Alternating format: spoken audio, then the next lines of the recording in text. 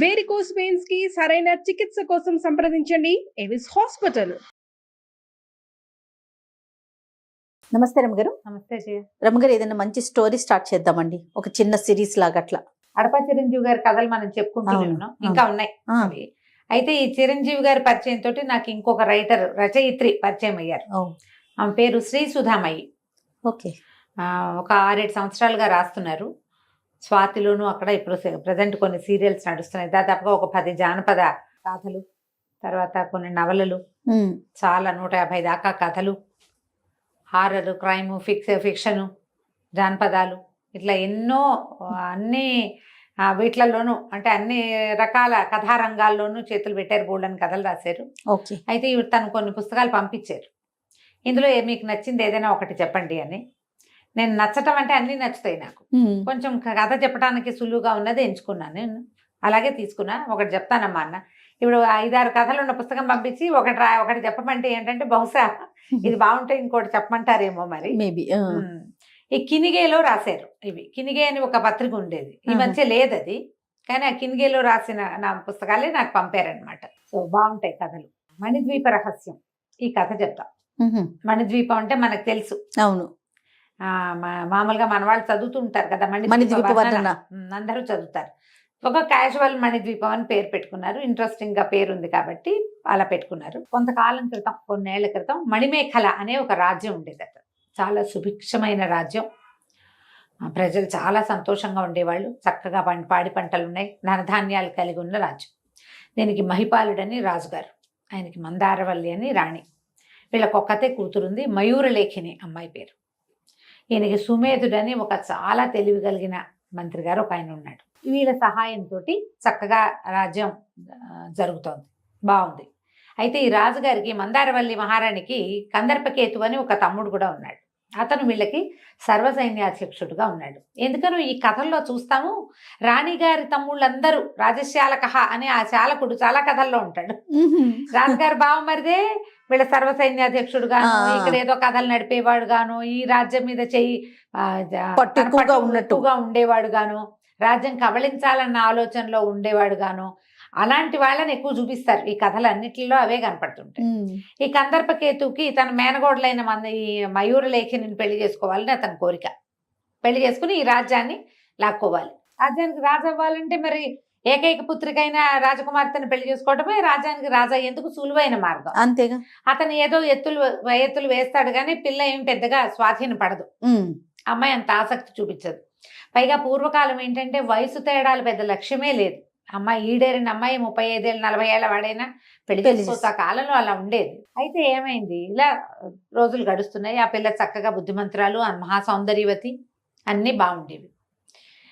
ఒకనాటికి పౌర్ణమి నాడు అందరూ కలిసి ఒక చోటకి వెళ్తారు వీళ్ళు. ఈ పౌర్ణమి ఏంటంటే ఈ రాజ్యంలో చాలా ప్రత్యేకమైనది.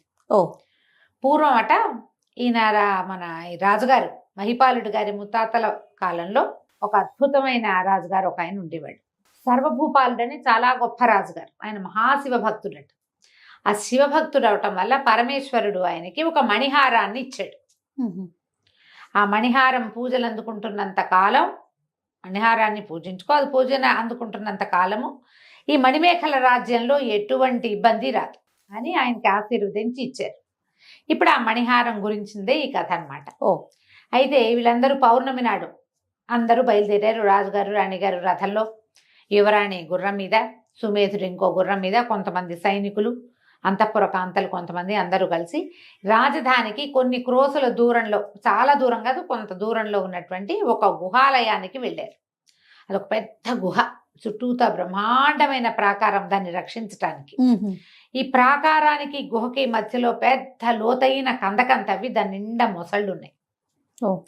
ఈ గుహకి ప్రాకారం ఉందా, ఆ ప్రాకారానికి పెద్ద పెద్ద రాతి తలుపులు, చాలా పెద్దవి. దాన్ని పగలగొట్టలేరు, ఓడదీయలేరు. ఎంత ఎత్తో ఎంత లావో అది. అక్కడికి వెళ్ళాక రాజుగారు తన రాజముద్రిక తీసి ఈ రాతి తలుపులకి ఏర్పరిచిన ఒక చెక్క పలక మీద ఈ ఉంగరాన్ని దాంట్లో ఇట్లా అచ్చులాగా పెట్టి నొక్కే. అప్పుడు ఆ రాతి తలుపులు తెరుచుకున్నాయి. రాజుగారి ఉంగరం లేదే గుహాలయం తలుపు కూడా తెరుచుకోదు. ఇంకో రకంగా అందులోకి వెళ్లే వీలే లేదు. ఈ ప్రహరీ దాటలేరు, దాటినా అగడ్తలో పడతారు, అగడ్తలో కందకాలు మొసళ్ళు ఉన్నాయి. పైగా రాజుగారి లేనిదే తలుపు తెరుచుకో. ఈ తలుపు ఆయన దీంతోటే అక్కడి నుంచి తలుపు తెరుచుకుంది. లోపలికి అందరూ నడిచిల్లారు. లోపల ఒక పెద్ద ఇనప తలుపు తీశారు. ఇనప తలుపు తీశాక ఇంకా లోపలికి నడిచారు. అక్కడ ఒక వెండి తలుపు, ఆ వెండి తలుపు కూడా తెరిచారు. సైనికులు కాగడాలతో, రాత్రిపూట ఏముంది, గుహాల లోపలికి వెళ్తే వెలుగు ఉండదు, బయటంతా పుచ్చపువ్వులాగా వెన్నెలుంది, లోపల ఏముండదు కదా, కాగడాలు ముట్టించుకుని వెళ్తున్నారు. కాగడాల వెలుగులు దగదగలాడుతున్నాయి. నగలు, రాజుగారు, రాణిగారు, రాజకుమార్తె, సైనికుల తాలూకు ఆభరణాలు, తర్వాత వాళ్ళ గీటలు, కత్తులు అన్నీ మెరుస్తున్నాయి కాగడాల వెలుగులో. చీకటిగా ఉంది, కను చీకటి. లోపలికి వెళ్తే ఈ కాగడాల వెలుగుకి లోపల బంగారపు తలుపు ఒకటి, ఆ బంగారపు తలుపు కూడా తెరిచారు. బంగారు గుమ్మం. రాజు, రాణి, రాకుమార్తె మాత్రం గుమ్మం దాటి లోపలికి వెళ్ళారు. మిగిలిన పరిజనం మొత్తం బయట నుంచున్నారు. ఆ వెండి వాకిల్లో నుంచున్నారనమాట. బంగారు వాకిళ్ళ ముందు నిలబడ్డారు. తలుపులు తెచ్చుకొని లోపలికి వెళ్తే పెద్ద విగ్రహం అమ్మవారిది. ఆమె మెడలో అద్భుతమైన ఒక మణిమాల ఉన్నది. ఈ మణిహారం అని చెప్పుకున్నాం కదా, ముందు కథలో ముందే రివీల్ చేసేసాను. ఆ హారం ఉన్నది. అయితే 1 గంట వీళ్ళు తలుపులు తీస్తుండగానే 1వ జామ అయినట్టు నగారాలు మోగుతున్నాయి. 1వ జామ అయింది. మెల్లిగా వీళ్ళు లోపలికి వెళ్ళి అక్కడున్న పాత అలంకారాలు తుడిచేశారు కల్లా 2వ జాము గంట మోగంగానే, గంట మోగటానికి ముందే రాజుగారు కాగడాలు ఆర్పేయండి అని ఆజ్ఞించాడు. మొత్తం కాగడాలన్నీ ఆర్పేశారు. చీకట్లో నుంచున్నారు అందరు. ఎప్పుడైతే 2వ జాము గంట మోగిందో వెంటనే ఈ పూర్తిగా మూసుకుని ఉన్న గుహలోకి ఎక్కడి నుంచి పడ్డాయో తెలీదు, వెన్నెల కాంతులు లోపలికి ప్రసరిస్తున్నాయి. ఈ వెన్నెల కాంతి లోపలికి వచ్చేసరికి పౌర్ణమి వెన్నెల తగలంగానే ఈ అమ్మవారి మెడలో ఉన్న మణిమాలలోంచి ఎంత కాంతి వెలుగు వచ్చినాయో మెరిసిపోతోంది లోపలంతా. అప్పటిదాకా చీకట్లో నుంచున్నారు వీళ్ళు. ఆ లోపల నుంచి విరజిమ్ముతున్న కాంతుల్లో అమ్మవారిని సేవించుకున్నారు. కొంత సమయం ఉంటుంది ఆ కాంతి. అమ్మవారికి పూజ చేశారు. మోసుకొచ్చిన సంభారాలన్నీ నివేదన చేశారు. పాదాలంటి ప్రణామం చేసుకున్నారు. 3వ జాము దగ్గర పడేసరి కల్లా మెల్లిగా వెలుగు తగ్గింది. కాంతులు తగ్గిపోగానే కాగడాలు వెలిగించేశారు. మళ్ళీ అందరూ బయట నుంచే అమ్మని దర్శనం చేసుకున్నారు. లోపలికి వెళ్ళిన ముగ్గురు అమ్మకి సాష్టాంగ ప్రణామాలు చేసుకుని బయటకు వచ్చేసారు. బంగారు వాకిలి మూయబడింది. అందరు బయటకు నడిచి వెండి వాకిలి మూసేశారు. ఇనప వాకిలి కూడా మూయబడింది. జనమంతా బయటకు వచ్చాక అప్పుడు ఈ రాతి తలుపు మూయబడిపోయింది. రాజు, రాణి, రాకుమార్తె పరివారం అంతా బయలుదేరారు. కొంతమంది వీళ్ళు వెన్నెట్లో అందరూ రాజుగారు, రాణిగారు ఇలా పరివారంతో వెళ్తుంటే ఆ ఊళ్ళో జనం కూడా కొందరు వచ్చారు ఇక్కడికి. వాళ్ళలో కొంతమంది పరదేశీయులు కూడా ఉన్నారు. ఈ వచ్చిన పరదేశీయులు ఏమిటి ఈ వింత, అంత చీకట్లో ఎట్లా వచ్చింది, అసలు అది ఏమిటి, అక్కడ ఏముంది అని అడిగితే అప్పుడు ఆ గోడ మీద ఈ దేవాలయాల బయట మనకు చూడు చరిత్రలు కనపడతాయి. ఆ చరిత్ర కనపడింది అనమాట. పూర్వం కాలం ఎప్పుడో ముత్తాతల కాలం నాడు ఈ మణిమేఖల రాజ్యానికి రాజు సర్వభూపాలుడు అనే చక్రవర్తి. ఆయన పరమేశ్వరుని భక్తుడు, మహాభక్తిపరుడు. శివుడు ఆయన భక్తికి మెచ్చి ఈ మణిహారాన్ని ఆయనకి ఇచ్చాడు. మణిహారం పూజింపబడుతున్నంత కాలం మణిమేఖల రాజ్యానికి ఏ సమస్య రాదు, ఎప్పుడు ఉంటుంది, పచ్చగా దినదినాభివృద్ధిగా ఉంటుంది అని చెప్పేసరికి ఈ సర్వభూపాలు ఏం చేశాడు, ఆయన కల్లో స్వప్న దర్శనం ఇచ్చి శివుడు ఈ మాట చెప్పాడు. మెలకు వచ్చేసరికల్లా ఆయనకి సమీపంలో ఈ దగదగలాడుతున్న ఈ మణిమాల కనపడింది. అయితే ఈయన ఏం చేశాడు, అతన్ని ఆంతరంగిక మందిరంలోనే ఒక ప్రత్యేకమైన చోట ఆ మణిమాల నుంచి పూజించుకునేవాడు. కానీ ఆ మణిమాల శక్తికి ఆగలేకపోయేవాళ్ళు వాళ్ళు, చాలా పవర్ఫుల్. అయితే ఈయన ఏం చేశాడు, అందరినీ పిలిచి పెద్దవాళ్ళని అడిగాడు ఏం చేయాలని. పరమేశ్వరునే ప్రార్థించమన్నాడు. అప్పుడు మళ్ళీ పరమేశ్వరుని, నేను ఇంత శక్తి కలిగిన మహిమ కలిగిన వస్తువుని ఇలా ఆంతరంగిక మందిరంలో ఉంచుకోవటం నా వల్ల కావట్లేదు, ఏదైనా మార్గాంతరం ఉపదేశించమంటే పరమేశ్వరుడి ఆజ్ఞ చొప్పున పరమేశ్వరి అమ్మవారిని ధ్యానించు, ఆమె నీకు దారి చూపిస్తుంది అని చెప్పాడట శివుడు ఆయనకి, సర్వభూపాలుడికి. ఈయన పరమేశ్వరిని అమ్మవారిని ఎంతో కాలం పూజిస్తే అప్పుడు ఆమె కనపడి, నేను ఇక్కడికి కొంత దూరంలో ఉన్న గుహలో వెలిసి ఉంటాను, మణిమాలని నాకు తీసుకొచ్చి నాకు అలంకరించు, ఈ మణిహారాన్ని వెన్నెల రాత్రుల్లో నన్ను పూజించు, ఈ మణిహారంతో నన్ను పూజించినంత కాలం నీకు ఏ ఇబ్బంది ఉండదు అని చెప్పింది. తర్వాత కొద్ది రోజులకే ఆ గుహాలయంలో అమ్మవారు వెలిసింది. దానికి చాలా దృష్టాంతాలు కనపడ్డాయి. ఎట్లా తెలుస్తుంది, అదేగా తెలిసిన తర్వాత వీళ్ళు కార్తాంతికులు చెప్పారు, ఈరోజు చాలా బాగుంది, నక్షత్రాలు తారలు రాలుతున్నాయి, ఏదనుకుంటే అది జరుగుతుంది, వెన్నెల విపరీతంగా ఉంది, ఏదో జరగబోతుంది, తెలుస్తాయి కదా కొన్ని మంచి సూచనలు. ఈ రోజున అయి ఉండొచ్చు అని చూసుకుని వాళ్ళు ఈ విగ్రహం ఎప్పుడైతే అమ్మవారి విగ్రహం వెలిసిందో ఈ మణిహారాన్ని తీసుకెళ్ళి ఆమెకు అలంకరించారు. అలంకరించి ఆమె సేఫ్టీ కోసం, ఎందుకంటే మణిమాల ఉన్నంత కాలం అనేది ఒక ఆజ్ఞ ఉంది. అవును. ఆ బోధ ప్రకారం వీళ్ళు ఏం చేశారు, చక్కగా తలుపులు అవి గట్టిగా అమరించి చుట్టూతా ప్రాకారం కట్టేసి దానికి ఒక అగట్ట దవ్వించి దాని నిండా మొసళ్ళేసి మొసళ్ళకి ఆహారం, మెయింటెనెన్స్, వ్యవహారాలన్నీ నడిచిపోతున్నాయి. ఆహారాలు అవి కావాలి కదా, బయట నుంచి నీళ్ళు వచ్చే ఏర్పాటు అవన్నీ చేసి పెట్టారు. అప్పటి నుంచి ప్రతి తరంలోనూ రాజుకి ఇది అప్పచెప్పబడుతోంది. ఓహో. ప్రతి పౌర్ణమి నాటి రాత్రి రాజు రాణి సంతానం ఎవరుంటే వాళ్ళు పరివారంతో సహా వెళ్ళి అమ్మవారిని అర్చించి మణిమాల దర్శనం, ఆ వెన్నెల రాత్రి ఆ వెన్నెలలో ఆవిడ మీదకి కురిసే వెన్నెల్ని, అందులో వచ్చేటువంటి మణికాంతుల్ని దర్శనం చేసుకుంటే వాళ్ళ జీవితాలు బాగుంటాయి. ఎన్ని తరాల నుంచో వాళ్ళు ఈ పని చేస్తున్నారు, ఇది తెలుసుకున్నారు, ఎంతో బాగుంది. సరే అవి జరుగుతోంది, వచ్చిన పరదేశీయులు వాళ్ళు తెలుసుకున్నారు. ఈ కందర్పకేతువు బయట అక్కడక్కడ చాలా గొడవలు చేసేవాడు, డబ్బులు వసూలు చేసేవాడు, పైరవీలు చేసేసేవాడు. అతని ధోరణి పెద్ద బాగుండ్లా, రాజుగారు బామ్మరిది కాబట్టి ఏం చేయలేం, మనం ఊరుకుంటూ ఉండేవాడు, సాగేది. అయితే ఒకనాడు ఏమైంది, అతను ఇంకా వివాహం చేసుకోవాలని తలంపు గట్టిగా వచ్చింది. వచ్చి ఈ అమ్మాయి దగ్గరికి వచ్చాడు. ఈ పిల్ల ఈ మన మయూరలేఖిని ఈ తోటలో తిరుగుతున్నప్పుడు వచ్చి ఆమెని నన్ను పెళ్లి చేసుకోమని అడిగితే అమ్మాయి ఒప్పుకోలే. నేను ఈ రాజ్యానికి నేనే దిక్కు, ఎవరు లేరంటే ఎందుకు లేరు, మా రాజ్యాన్ని మా అమ్మవారిని చక్కగా రక్షించగలిగే రాజకుమారుని ఎవరైనా చూసి చేసుకుంటాను నేను, మా నాన్న సంబంధం చూసి పెళ్లి చేస్తాడు, నువ్వు మా దగ్గర సర్వసన్యాధ్యక్షుడిగా ఉండి నేను నిన్ను పెళ్లి చేసుకోవటం జరగదు, నీ మీద నాకు అటువంటి ఆసక్తే లేదు పెళ్లి చేసుకుందామని అని ఆ అమ్మాయి గట్టిగా నో చెప్పేసింది. ఓకే. నో చెప్పేసరికల్లా ఇతనికి చాలా మండిపోయింది, ఏదో చెయ్యాలి, వీళ్ళని ఎలాగైనా దీన్ని లాగేసుకోవాలి, ఈ పిల్ల నన్ను పెళ్లి చేసుకోవడం తప్పిస్తే దీనికి వేరే దారి లేకుండా చేయాలి. మామూలుగా బావమర్దులు బాగా కొడతారని చెప్పారు, కానీ ఎప్పుడైతే రాజ్యకాంక్ష, పదవీకాంక్ష, ధనకాంక్ష అవి మొదలైనాయో ఇక మేనమావడు లేదు, మేనల్లుడు లేదు. ఈ అమ్మాయిని పెళ్లి చేసుకుంటే కానీ రాజ్యానికి సులువైన దారి రెండో దారి లేదు. పిల్ల ఏమో అందగత్తే, అది కావాలి తనకి. దాంతో తను కొత్త కొత్త ఆలోచనలు చేయటం మొదలుపెట్టాడు. ఎలాగైనా ఈ మణిహారాన్ని గనక మనం చేజిక్కించుకున్నామా అప్పుడు ఇది సులువు అవుతుంది. కానీ అతను ఏమీ దానికి సరిపడా చేయలేకపోయాడు, ఆలోచిస్తూనే ఉన్నాడు. ఏం చేసి ఈ రాజ్యాన్ని కబళిద్దామా అన్న ఆలోచనలోతే కొన్ని వెన్నెల రాత్రులు గడిచినాయి. అయితే ఇలా నడుస్తూ ఉండగా ఇక్కడికి చాలా యోజనాల దూరంలో, 100 యోజనాల పైమాట దూరంలో ఈ మణిద్వీపం అని ఒక ప్రాంతం ఉండేదట. ఈ మణిద్వీపము పూర్వం ఎంత పచ్చగానో ఎంత అద్భుతంగానో ఉండేది. అసలు అక్కడ ప్రాంతానికి వెళ్ళిన వాళ్ళు వెనక్కి తిరిగి వచ్చేవాళ్ళు కాదు, అక్కడే ఉండిపోవాలనిపించేది. చాలా పచ్చదనం, అద్భుత మహా చెరుకు పానకంలాగా ఉండే నీళ్లు, ప్రజలు కూడా చాలా సుభిక్షమైన వాతావరణాల్లో సంతోషంగా ఉండేటువంటి ఒక ప్రాంతం. అయితే అక్కడ ఈ పరమ ప్రశాంతంగా ఎంతో పచ్చగా ఉండే ఈ ప్రాంతాన్ని ఆ వివర్ణుడు అనే ఒక మాంత్రికుడు కబ్జా చేసి ఉంచుకున్నాడు. దాంట్లో ఉన్న పచ్చదనం అంతా పోయింది, ఏం లేదు అక్కడ. మాంత్రికమైన శక్తులు కొన్ని అక్కడ కాపలా ఉంటుండేవి, మంత్రశక్తులు ఉండేవి, భూతప్రేత పిశాచాలు తిరిగేవి. మానవ మాతృడు అన్నవాడు కనపడకుండా ఎవడైనా వస్తే విరుచుకు తినే పరిస్థితి ఉంది.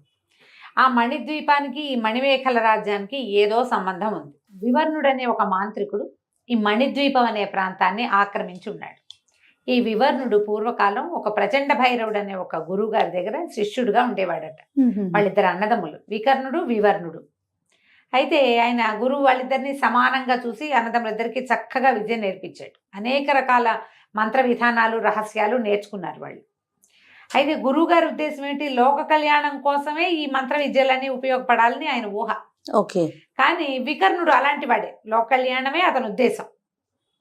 కానీ వివర్ణుడి ఉద్దేశం అది కాదు, లోక కళ్యాణం కాదు, మంత్ర విద్యల్ని, తాంత్రిక విద్యను కూడా సాధించి కొన్ని క్షుద్ర శక్తుల్ని కూడా కైవసం చేసుకుని అమరత్వాన్ని పొందాలి. అమరత్వం పొందటం అంటే అంత సులువు కాదు, దీనికోసం ఎవరైనా చంపాల్సి వస్తుంది కూడా, చంపడానికి కూడా రెడీ. క్షుద్రం అనగానే చంపడం మారణం ఉంటుంది అందులో. ఇతను ఈ ఉద్దేశంలో ఉండేవాడు. ముందు నుంచి కూడా గురువు గారికి కనపడకుండా ఏవో కొత్త కొత్తవి రహస్యంగా పుస్తకాల్లో ఉన్నవి అవి ఇవి ఏవో ప్రాక్టీసులు చేసేవాడు. వికర్ణుడు కేకలేసేవాడు, తమ్ముడు అలాంటివి చేయొద్దని. ఇతను వినేవాడు కాదు.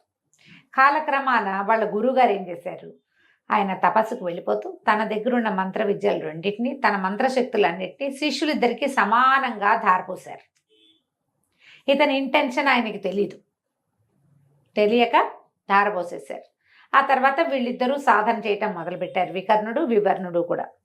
అయితే ఎప్పుడైతే మంత్రశక్తులు చాలా మటుకు తనకి కైవశమయ్యాయో ఇతను అమరత్వం సాధించడానికి క్షుద్రదేవతారాధన ప్రారంభించాడు. వికర్ణుడు అనేవాడు మన విద్య లోక కళ్యాణం కోసం. గురువుగారు అది ఆ ఉద్దేశంతో ఇంత మంత్ర విద్యని మనకి నేర్పించారు. ఇట్లా నువ్వు చెయ్యొద్దని అతను ఒక క్షుద్ర సాధనకి పూనుకున్నప్పుడు అడ్డు తగిలేశాడు, నువ్వు ఇది చేయడానికి వీల్లేదని.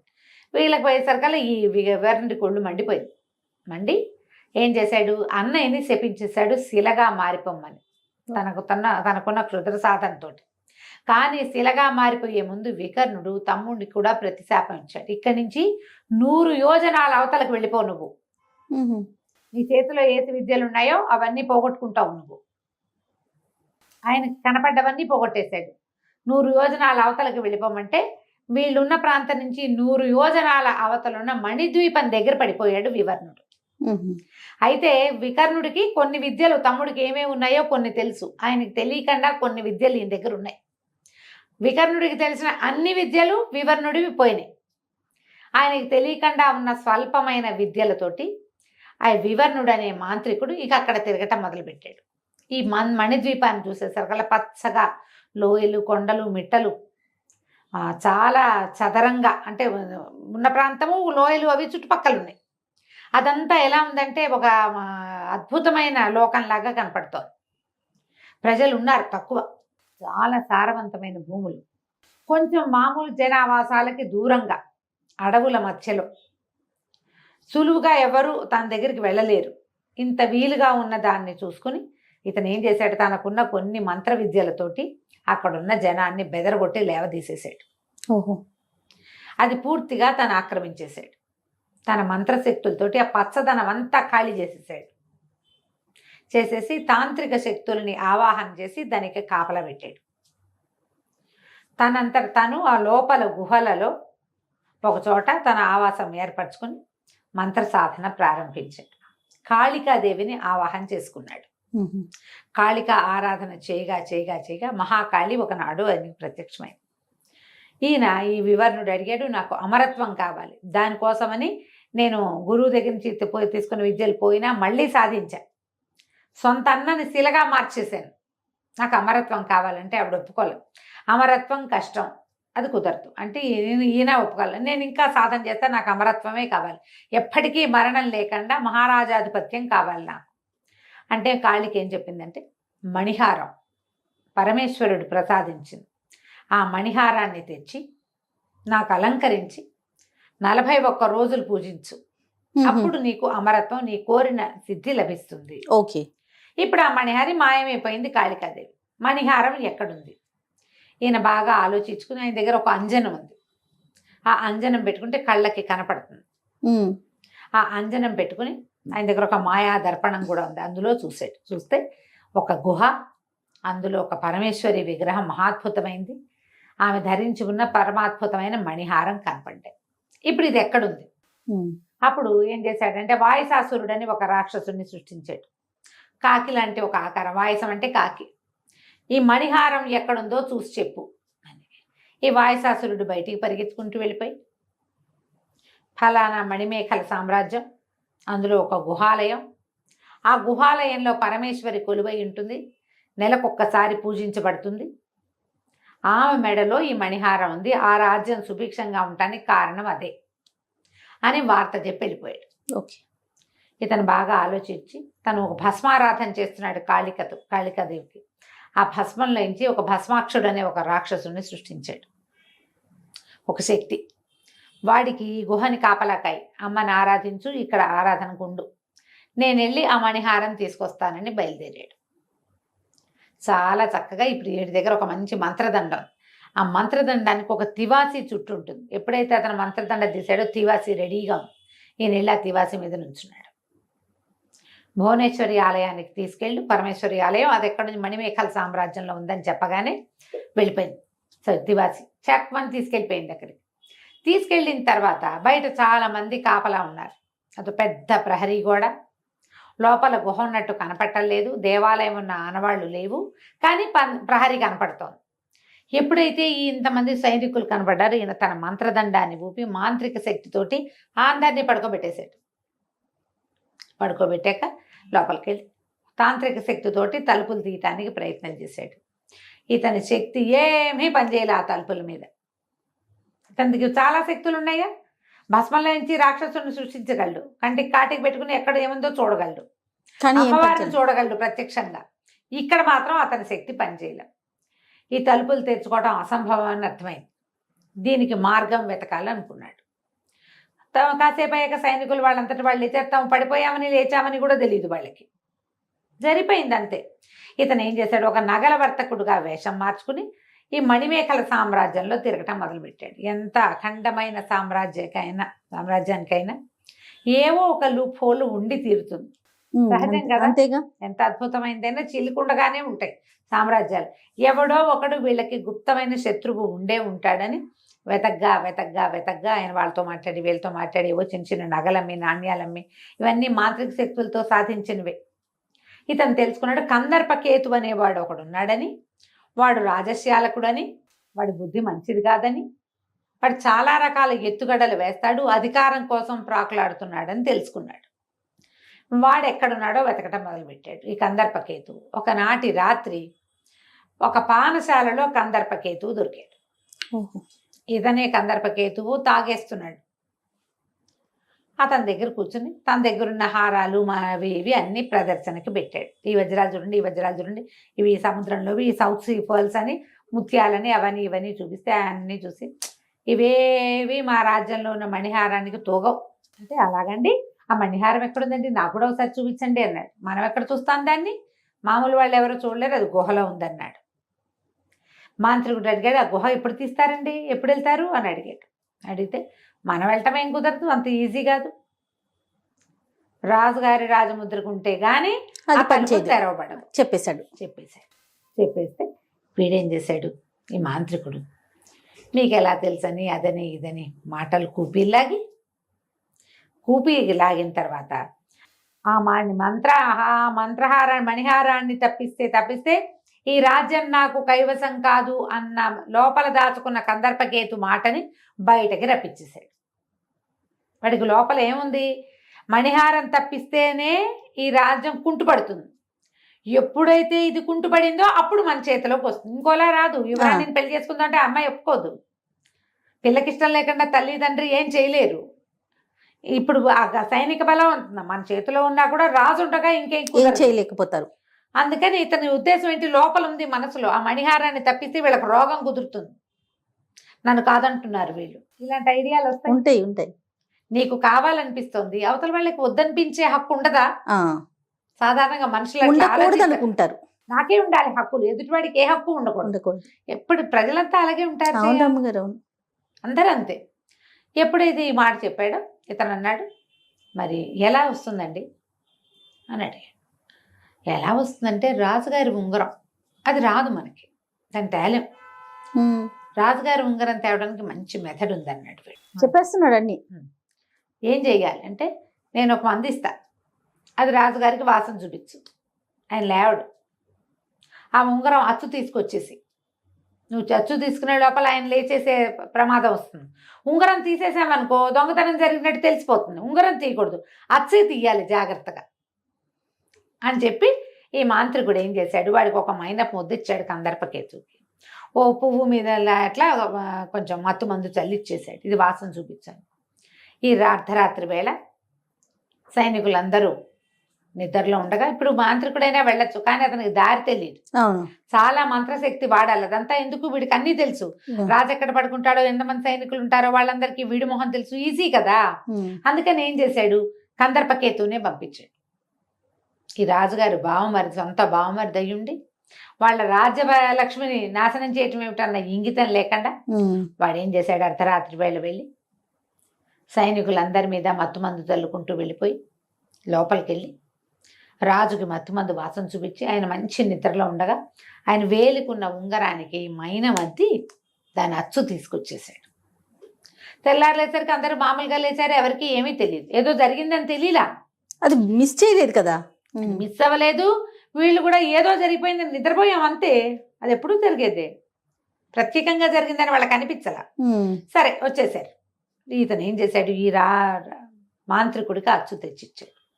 మాంత్రికుడు ఆ అచ్చుతోటి ఒక ముద్రకి చేయించుకుని దాన్ని పట్టుకెళ్ళి ముందు అమ్మవారి దేవాలయంలో లోపలికి ప్రవేశించాడు. తన మాంత్రిక శక్తి ఎలాగుంది, సైనికులందరినీ పడుకోబెట్టాడు, లోపలికి వెళ్ళిపోయాడు.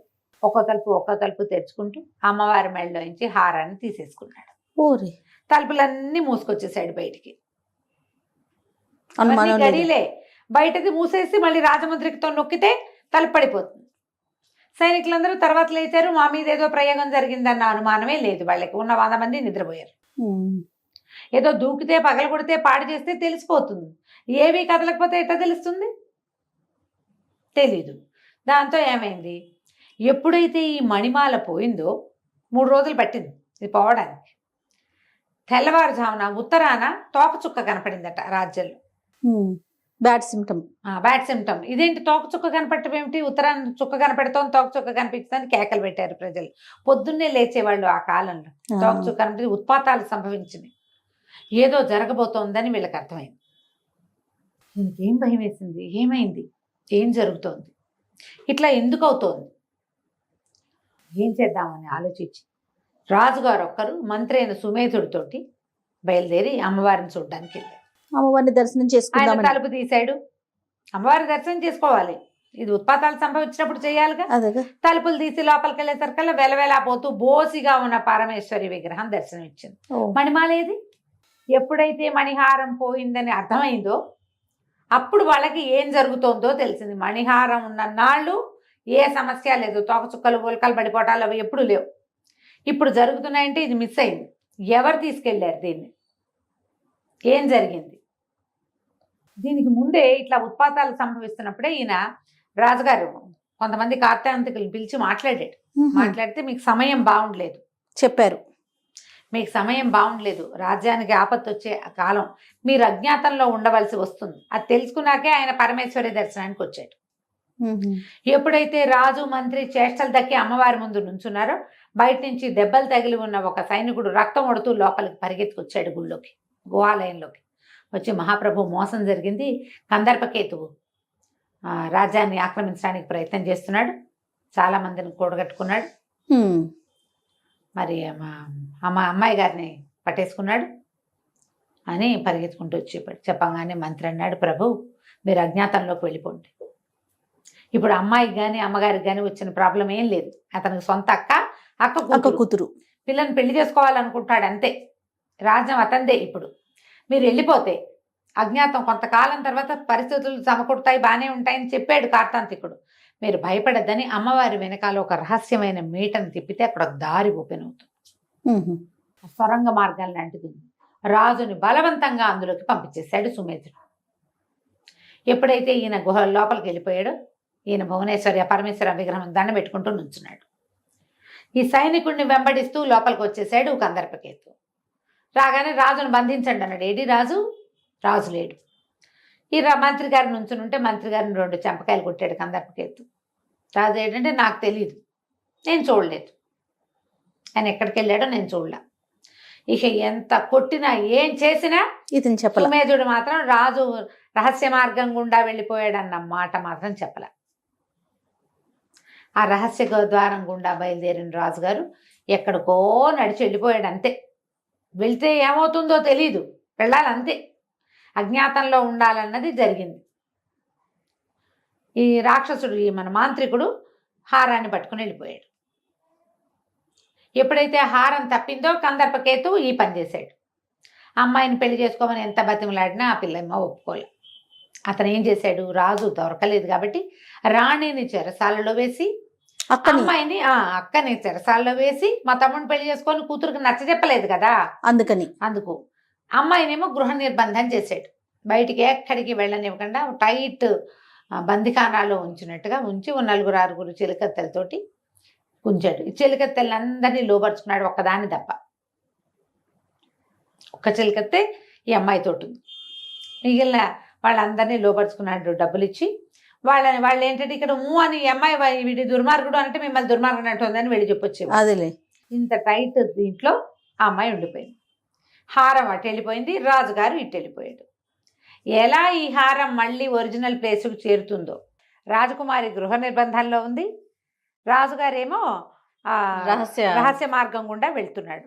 అయితే ఈ గృహ నిర్బంధంలో ఉన్న రాజకుమారిని ఎంతసేపు అతను రావటం కందర్పకేతు, పెళ్లి కొప్పుకోమని పిల్లని బలవంతం చేయటం. తల్లి లేదు, తల్లినేమో జైల్లో పెట్టేశారు. రాణిగారు జైల్లో ఉంది, పిల్ల గృహ నిర్బంధంలో ఉంది, ఎక్కడికి వెళ్ళనివ్వడు. ఇక్కడ తప్పితే ఇక్కడ అన్నారంటే అతనికి తెలిసిపోయేలాగా చెలికత్తెల్ని ఏర్పాటు చేసుకున్నాడు. ఓకే. అయితే ఏమైంది, ఈ అమ్మాయి రోజు కాస్త దుఃఖంలోనే అలాగే మొహం వేళ్లాడేసుకుని ఉంటూ ఉండేది. ఒకరోజు పొద్దుట మంచి ఉత్సాహంగా లేచి వచ్చింది. ఆ రాకుమారికి చిన్నప్పటి నుంచి ఉన్న చెలికత్త ఒకటి ఉంది, కుముదిని. ఈ కుముదిని మాత్రం మా కందర్పకేతకి లోబడలా, మిగిలిన వాళ్ళంతా లోబడిపోయారు. కానీ ఈ కుముదినికి ఆశ్చర్యం చేస్తామా, ఏమిటి పొద్దున్నే ఉత్సాహంగా నిద్రలేచారంటే, కుముదా నాకు ఒక కల వచ్చింది రాత్రి. ఎవరో ఎంత అందంగా ఉన్నాడో రాజకుమారుడు, అతనికి నాకు పాణిగ్రహణం అవుతున్నట్టు కల వచ్చింది నాకు. మా నాన్నే రాజ్యం మీద ఉన్నారు, సింహాసనం మీద మా నాన్నే ఉన్నారు. తండ్రి గారు సింహాసనం మీద ఉన్నట్టు, ఆయన వివాహం కుదిర్చినట్టు, ఆ రాజకుమారుడు బహుసుందరుడైన వాడు ఒకడు కనపడ్డట్టు. అబ్బా, సంతోషం మొహం వెలిగిపోతోంది అమ్మాయికి. అంటే మంచి రోజులు ఏవో వస్తాయని అనిపిస్తోంది. తెల్లవారుజామున వచ్చిన కళలు నిజమవుతాయమ్మా. ఆ అబ్బాయి ఎట్లా ఉన్నాడంటే, ఈ అమ్మాయి ఏం చేసిందిట, నఖ చిత్రం ఒకటి గీసింది, గోటితోటి ఇట్లా చిత్రం గీసింది. ఎంత చక్కటి ముఖంగా కనపడుతోందో. దాంతో ఉత్సాహంగా ఉండి ఆ పూట నుంచి రోజు ఒక చిత్రం మొదలుపెట్టి నిదానంగా ఆ అబ్బాయి బొమ్మలు వేసుకుంటూ ఉత్సాహంగానే ఉండేది రాకుమార్తె. అతను వచ్చినప్పుడు వచ్చేవాడు, వాడు వెళ్ళిపోయాక ఇప్పుడు బొమ్మ వేసుకుంటూ ఉండేది. అయితే ఇది ఇలా జరుగుతూ ఉండగా మన రాజుగారు అయిన మహిపాలుడు ఏం చేశాడు, అమ్మవారి కింద నుంచి వెనకాల నుంచి తలుపు తీసుకుని రహస్య మార్గం గుండా వెళ్తే అదొక సొరంగం దాటి దాటి దాటి దాటి దాటి ఎక్కడికో వెళ్ళగా చీకట్లో ఒంటరిగా దుఃఖిస్తూ నడుస్తున్నాడు ఆయన. ఇలా అయిపోయింది. ఉంగరం నా వేలికే ఉండగా ఎలా తలుపు తెరుచుకుంది, ఎట్లా మణిహారం మాయమైంది. ఆ ఉంగరం లేనిదే హరిహరాదులు కూడా తీలేరు దాన్ని, అది కొండ తలుపు, ఎట్లా తీశారు అని ఆలోచిస్తూ వెళ్ళగా ఆయన స్వర్గ మార్గం అయిపోయి ఒక అడవి మార్గంలోకి ప్రవేశించాడు. ఇక అడవిలోకి వెళ్తూ ఉంటే ఒక పెద్ద శబ్దమైంది, ఏదో చాలా పెద్ద మోత. అక్కడ ఏమైందో అయితే ఈయన హడిలిపోయాడు. ఉలిక్కి పడతాం కదా, ఉలిక్కిపడి ఒక పల్లంలోకి దొర్లి పడిపోయాడు. ఆ పల్లం ఏ పక్కకి బాగా దొర్లేశాడు ఎక్కడికో. అవి ఏ పక్కకి ఈ పల్లం వెళ్ళిందో అక్కడ ఒక సెలయేరుంది. ఈయన అక్కడ పడి ఉండగా ఎప్పుడో పడ్డాడు ఆయన. ఓ రాజకుమారుడు అతనితో పాటు ఒక స్నేహితుడు కలిసి అక్కడికి వచ్చారు. వాళ్ళు గుర్రాలు వేసుకుని అడవిలో తిరగడానికి వచ్చి, ఈ దూరంగా ఎవరో మనిషి పడిపోయినట్టు కనపడుతుంటే ఎవరో పడిపోయారని గుర్రాలని సెలయేట్లో వదిలిపెట్టి ఈయన దగ్గరకు వచ్చారు. వచ్చి చూస్తే ఏముంది, ఒక పెద్ద భారీ మనిషి, పెద్దవాడు, ఒక 50 ఏళ్ళు ఉంటాయి ఆయనకి. ఈ బట్టలేమో రాజోచితమైన బట్టలు, చక్కగా నగలు గీగలు కనపడుతున్నాయి, చేతికి రాజముద్రిక కనపడుతోంది. అయ్యో ఎవరో రాజుగారు ఇట్లా పడిపోయాడు, ఎలా వచ్చాడు ఇక్కడికి అని వీళ్ళు ఏం చేశారు, మొహం మీద నీళ్లు జల్లి అది ఒక తామరాకుతోటి నీళ్లు పట్టుకొచ్చి ఆయనకి మంచినీళ్ళు పట్టించి లేవదీశారు. ఎవరు మీరు ఏమిటి అంటే, ఈయన చాలా దుఃఖంగా, నేను మణిమేఖల రాజున్నాయన, మా రాజ్యంలో చాలా ఒక ఆపత్తు జరిగింది, ఏం చేయాలో తెలియక నేను రహస్య మార్గం గుండా అజ్ఞాతంలో ఉండటానికి బయటకు వచ్చేసాను, నాకు బోధ కూడా అలాగే ఉంది అని మీరెవరు నాయన అన్నాడు. ఈ వచ్చిన వాళ్ళిద్దరెవరు, కోసల దేశపు యువరాజు విజయవర్ధనుడు, మంత్రి అనంగవర్మ గారి కొడుకు ఆనందుడు. వీళ్ళు అడవిలో తిరగడానికి వచ్చి గుర్రాలు రోజుతున్నాయని నీళ్ళ కోసం వెతుకుతూ ఈ పక్కకు వచ్చారు. వచ్చేసరికల్లా అతను చెప్పాడు, నేను విజయవర్ధనుండి కోసల దేశపు యువరాజుని, మీరు భయపడకండి, మీకు మాకు పూర్వపరిచయం ఉంది, మణిమేఖల రాజ్యానికి కోసల రాజ్యానికి పూర్వపరిచయం ఉంది, మిమ్మల్ని ఇంత మోసం చేసినటువంటి మీ కందర్పకేతు నుంచి మీ రాజ్యాన్ని మీకు అప్పచెప్తాను నేను, ఈ తప్పిపోయిన మణిహారాన్ని కూడా మీ రాజ్యానికి చేర్చే పూచి నాది, కాబోయే కోసల మహారాజుగా నేను మీకు మాటిస్తున్నాను, నేను శపథం చేస్తున్నాను, అమ్మవారి మెడలో ఉండవలసిన హారాన్ని మళ్ళీ స్వస్థానానికి నేను చేరుస్తాను. మీరు ఎలాగో అజ్ఞాతంలో ఉండాలంటున్నారు కాబట్టి మీరు మాతో రండి, కోసల రాజ్యానికి వద్దురు కానీ అని చెప్పాడు. ఈయనకు అర్థం కాల మహిపాలుడికి, ఎక్కడి మణిమేఖల, ఎక్కడ కోసల రాజ్యం, వీళ్ళతో ఎప్పుడూ స్నేహం లేదే మనకి, ఇవి రెండు వేరు దిక్కుల్లో ఉన్నాయి. ఆ రహస్య ద్వారం ఇక్కడ ఓపెన్ అయింది, ఆయన సొరంగంలోంచి నడిచొచ్చాడు. ఎక్కడో ఇది ఏ దిక్కుకు వచ్చానో కూడా ఆయనకు తెలీదు. తర్వాత అందులోంచి బయటకు వచ్చాక కాలు పట్టిన దిక్కుకి నడుచుకుంటూ వచ్చేసాడు. ఎలా వీళ్ళకి మనకి స్నేహం కుదిరిందో ఆయనకు తెలియలే. సరేనని వాళ్ళతో పాటు బయలుదేరాడు. వాళ్ళు ఏదో చిన్న సైన్యంతో వచ్చారు, ఒక గుర్రం ఎక్కించారు ఈయనకి, ఈయన కూడా గుర్రం ఎక్కించి తీసుకెళ్లారు. కోసల రాజ్య ఆస్థానంలో అంతఃపురంలో రాజు, రాణి, మంత్రి ఉన్నారు. కోసల దేశానికి రాజు రాజ్యవర్ధనుడు ఆయన పేరు, ఆవిడ పేరు అంబికాదేవి మహారాణి పేరు. వాళ్ళ మంత్రి అనంగవర్మ, ఆ అనంగవర్మ గారి కొడుకే ఈ విజయవర్ధనుడితో పాటు వేటకు వచ్చిన వాడనమాట. వీళ్ళు ముగ్గురు కూర్చుని ఉండగానే విజయవర్ధనుడు యువరాజు ఈయన్ని మహిపాల మహారాజుని తీసుకుపోయాడు లోపలికి. తీసుకెళ్ళాక ఆయన చెప్పాడు, ఈయన ఫలానా వారు, ఈయన ఎవరు ఏమిటి అని అడిగితే ఇది ఇలా ఫలానా రాజు అనేసరికి ఆయన సంతోషించాడు రాజ్యవర్ధనుడు. ఆహాహా, ఎంతకాలానికి మీ దర్శనమైంది, మనకు ఎన్నో తరాల నుంచి మన పరిచయం అలా కొనసాగుతోంది, మాకు చాలా సంతోషంగా ఉంది అని చెప్పి ఆయన కూర్చోబెట్టి యథోచితంగా ఆయనకి సత్కరించి మంచినీళ్ళు ఇచ్చి కాస్త భోజనం తెప్పించి ఏ పరిస్థితి వల్ల ఈయన బయటకు ఇట్లా రావాల్సి వచ్చిందో వివరంగా అంతా తెలుసుకున్నారు. తెలుసుకున్నాక పూర్వం జరిగిన ఒక కథ చెప్తున్నారనమాట. ఈ రాజవర్ధనుడి గారి ముత్తాత పేరు యశోవర్ధనుడు. ఆయన ఒకసారి అడవికి వేటకెళ్ళాడు. వేటకేముంది, వేటల్లో దారులు తప్పిపోవటం సహజం. అవును, ఎక్కడికో వెళ్ళిపోతారు ఓ జంతువు వెనకాల పడి. వాళ్ళు అక్కడ ఉండిపోతే సైన్యం వాళ్ళే వెతుకుని, వాళ్ళే చెట్లెక్కి చూసుకుని సైన్యం రావటమో, లేదా వీళ్ళే చెట్లెక్కి ఎక్కడున్నారో వెతుకుని ఎక్కడి నుంచి పొగొస్తుందో చూసుకుని పొగ పెట్టడము, అవన్నీ పాత పద్ధతులు. అవును. ఈ యశోవర్ధనుడు ఒక అడవి దారిలో వెళ్తూ ఒక సింహం కనబడేసరికి సింహం మీద వేట కోసం ఆయన ఆ దారి పట్టేశాడు. ఈ దారి పట్టి వెళ్ళేసరికి ఏమైంది, ఆయనకి వీళ్ళనేమో సైన్యం నుంచి విడిపడిపోయాడు, ఎక్కడికో వెళ్తే ఒక కొండ కింద భాగం, అది లోయ అని చెప్పడానికి వీల్లేదు, పూర్తిగా ఒక కింద భాగం లాగా ఉందన్నమాట. అక్కడ మంచినీళ్ళు కనపడ్డాయి, చెరువు కనపడింది. ఆ చెరువు ప్రాంతంలో ఒక సిద్ధుడు ఒక ఆయన పడిపోయి కనపడ్డాడు. సిద్ధుడు పెద్ద గడ్డం, బవిరి గడ్డం, బోళ్ళంత జుట్టు, దెబ్బలు తగిలి పడి ఉన్నాడు. ఆశ్చర్యపడి, సిద్ధుడు పడిపోతే ఏదో ఆయన పడిపోవడం కదా, ఎవరో కొట్టినట్టు. ఈయన గుర్రానికి నీళ్ళు పెట్టి కాసిన తామరాకు దొన్నెలో నీళ్లు తీసుకొచ్చి ఈ సిద్ధుడిని మొహం మీద నీళ్ళు చల్లి ఆయన కొంచెం సేద తెచ్చి, అయ్యా ఎవరండి మీరు, ఏమిటి సంగతి సందర్భం అని కనుక్కున్నాడు. కనుక్కుంటే, నాయన నాకు ఇక్కడ దగ్గర గుహలోనే నా నివాసం, నన్ను అక్కడికి తీసుకెళ్ళమంటే ఈయన్ని మెల్లిగా ఆ గుహలోకి తీసుకెళ్ళాడు. కొండ కింద లోపల భాగంలో ఒక గుహ. ఆ గుహలోకి తీసుకుని వెళ్ళేసరికల్లా ఇంత ఆశ్చర్యపోయాడు. ఆ గుహలో పక్కన కమండలము, దండము, తర్వాత ఏమో ఈ ఋషులు వాళ్ళు తపస్సు చేసుకునేందుకు వీలుగా ఓ పులి చర్మము, లేడి చర్మం, ఓ అగ్నిహోత్రం, పక్కన ఒక తివాసి ఒకటి ఇట్లా గాల్లో నిలబడి ఉంది. తివాచీలు మనకు తెలుసు కదా, నేల మీద ఉంటాయి, కాశ్మీర్ తివాచి. అది నేల మీద లేదు, ఇట్లా పైకి లేచుంది, గాల్లో ఉంది, దానికి ఇంటే ఆధారము లేదు. ఈయన ఆశ్చర్యపోయాడు యశోవర్ధనుడు, ఏం జరిగింది ఇక్కడ, ఇదేమిటి తివాసి ఇట్లా ఉందని ఆశ్చర్యంగా అనిపించింది. సిద్ధుడిని లోపల తీసుకుపోయాడు. లోపల తీసుకెళ్తే ఆయన కూర్చుని ఇతనికి ఏవో పండ్లు ఫలాలు ఇచ్చి, నాయన ఇన్నాళ్ల నుంచో తపస్సు చేస్తున్నా, నా తప ఫలితంగా ఈ మాయా తివాసి నాకు లభించింది. ఓహో, ఈ తివాసి మీద కూర్చుంటే కోరుకున్న చోటికి తీసుకెళ్తుంది ఇది. నేను ఎన్నో క్షేత్రాలు తిరిగాను, ఎన్ని క్షేత్రాలో ఈ తివాచి మీద వెళ్ళి స్వయంగా స్వామిని దర్శనం చేసుకున్నా. రకరకాల ప్రతిష్టలు, బ్రహ్మ ప్రతిష్ట, ఇంద్ర ప్రతిష్ట, అట్లా ప్రతిష్ఠింపబడిన అన్ని దేవాలయాలు చూశాను. అయితే ఇలా నేను తివాచీ మీద తిరగటం గమనించిన మాంత్రికుడు ఒకడు ఈ తివాచీని లాక్కోవటానికి ప్రయత్నం చేశాడు. నేను చాలా కష్టపడి లోపలికి వచ్చేసాను. అయితే ఇప్పుడు ఏమైంది, నేను ఈ కొండ దిగినప్పుడు నేను కనబడేసరికల్లా ఆ తివాచీ కోసం ఒక మాంత్రికుడు చాలా ప్రయత్నం చేస్తూ, ఆ మాంత్రికుడు నన్ను కొట్టి హింసించి అక్కడ పడేశాడు. ఓహో, నేను ఒకటి గమనించాను, అతని కొండ దిగి రాలేడు, కిందకి రాలేడు. నేను పువ్వుల కోసం కొండ వైపుకు వెళ్ళినప్పుడు నన్ను కొట్టాడు.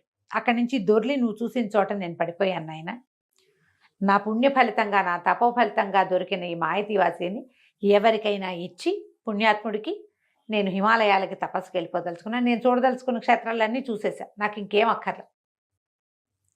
ఈ తివాసి ఎవరి చేతుల్లోకి వెళ్ళాలనేది దానంతట అదే నిర్ణయించుకుంటుంది. నిన్ను చూసి గాల్లో నిలబడింది, నీ కోసం సిద్ధంగా ఉంటుంది. కాబట్టి ఈ తివాసిని నీకు ఇస్తాను, దీన్ని ప్రయత్నించు ముందని ఆ తివాసి మీదకి ఎక్కమన్నాడు. తివాసి మీద కూర్చుంటే నుంచున్నా, బయటికి వెళ్ళంటే అది బయటికి వెళ్తుంది, లోపలికి వెళ్ళు అంటే లోపలికి వస్తుంది, ఎక్కడికి కావాలంటే అక్కడికి అది తీసుకెళ్తుంది. ఈ తివాసిని నువ్వు తీసుకో, నీ దగ్గర ఉంచుకో నాయనా అని చెప్పి సిద్ధుడు ఆ తివాసిని అదే రాజవర్ధనుడి తాతగారైన యశోవర్ధనుడికి ఇచ్చాడు. అయితే ఈ యశోవర్ధనుడు ఆ తివాసిని చుట్టచుట్టి పట్టుకుని ఇంటికి తెచ్చుకున్నారు. తెచ్చుకున్న తర్వాత ఏమైంది, ఇది ఇంత అద్భుతమైంది అనేది తెలిసిపోయింది ఇంట్లో పిల్లలకి వాళ్ళకి అందరికీ కూడా. ఈయన కుమారుడైన కుమారవర్ధనుడు అనేవాడు బాలుడు. తండ్రి తల్లి ఎంత బుద్ధన్నా వినకుండా ఆ తివాసిని తీసి అతను ప్రయత్నం చేసి తిరగటం మొదలుపెట్టాడు. ఒకసారి ఆ తివాసి తీసుకుని బయటికి వెళ్ళి ఇక రాకపోయేసరికి ఏం చేయాలో తెలియలేదు. అంతా వెతుకుతున్నారు, తివాసితో అతను ఎక్కడికి వెళ్ళిపోయాడు. అయితే ఏమైంది, వీళ్ళంతా వెతుకుంటున్నారు, ఏ పక్కకి వెళ్ళింది తివాసి, పరిజనం అంతా చూస్తారు కదా, పురజనులు చూస్తారు, పరిజనము చూస్తారు.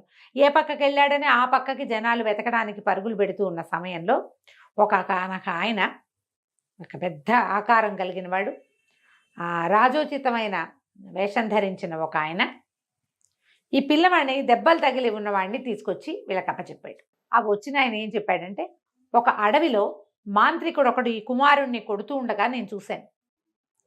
కొట్టి తివాసి మీద నుంచి కిందకి తోసేశాడు, ఒక పిల్లాడిని కింద తోసేశాడు. మాంత్రికుడు తివాసి మీద వెళ్ళిపోయాడు. ఈ దెబ్బలు తగిలి పైనుంచి కింద పడిపోతున్న పిల్లవాడిని నేను పట్టుకుని నేను తీసుకొచ్చాను, ఇక్కడ వాడని చెప్పాడు. ఆయన ఎవరంటే మణిమేఖలకి పూర్వరాజైన ధరణిపాలుడు. ఓహో. ఎప్పుడైతే ధరణిపాలుడి పేరు వినంగానే ఈ మహిపాలు చెప్పాడు, ఆయన మా తాతగారండి అన్నాడు.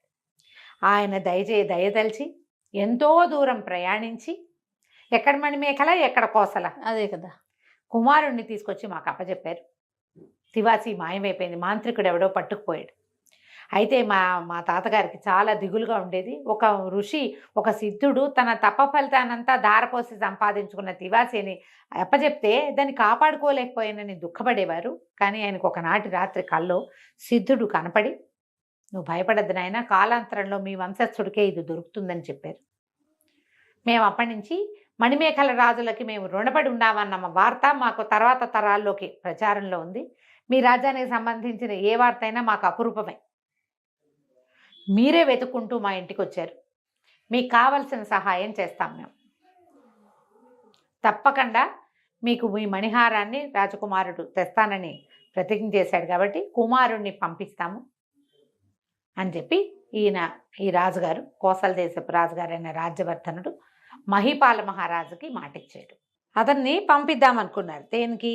ఈ మణిహారాన్ని తేవడానికి. దానికోసం ఏం చేశారు రాజుగారు, వాళ్ళ నా తండ్రి కార్తాంతికుల్ని, చాలామందిని సిద్ధాంతుల్ని అందరినీ పిలిస్తే అందరూ బయలుదేరే సమయాన్ని నిర్ధారించారు. తర్వాత ఏమో వీళ్ళకి వాచస్పతి దేవులని గురువుగారు ఉన్నారు ఆస్థానంలో. ఆయన సమయం లెక్కగట్టి వెళ్ళిన పని అవుతుంది. దీనికి ఋష్యముఖ పర్వతంలో సిద్ధేంద్ర యోగని మా గురువుగారు ఉన్నారు, నువ్వు అక్కడికి వెళ్ళు, ఆయన నిన్ను కరెక్ట్గా గైడ్ చేస్తారు అని చెప్పి ఋష్యముఖ పర్వతానికి బయలుదేరి తీశారు. ఈ అబ్బాయి తనకు కావాల్సిన ఆహారం కొంత కట్టుకుని పంచకళ్యాణి గుర్రం తీసుకుని, పంచకళ్యాణి పేరుతో మనం ఒక సీరియల్ చెప్పాను, అవుతుందా? ఎంత బాగుంటుంది, అద్భుతం. ఎవరైనా చూడకపోతే పంచకళ్యాణి సీరియల్ కోసం వెతికి అవి చూడండి, భలే బాగుంటాయి కథలు. అయితే ఈ కళ్యాణి గుర్రంతో బయలుదేరి వెళ్ళాడు. ఏమిటో గుర్రాల్లో పంచకళ్యాణికి అంత స్పెషాలిటీ కదా రమ్మగారు? దానికి ప్రత్యేకమైన లక్షణాలు ఉంటాయి జయ, చాలా బలమైనది. దానికి సుళ్ళు అవి ప్రత్యేకంగా ఉంటాయి. ఆ కళ్యాణి అంటే ఏమంటారు, 5 అద్భుతమైన గుణాలు కలిగి ఉండటం. అవి ఏమిటో నాకు ఇప్పుడు గుర్తులేదు, ఎప్పుడో చదివే చాలా ఏళ్ల క్రితం.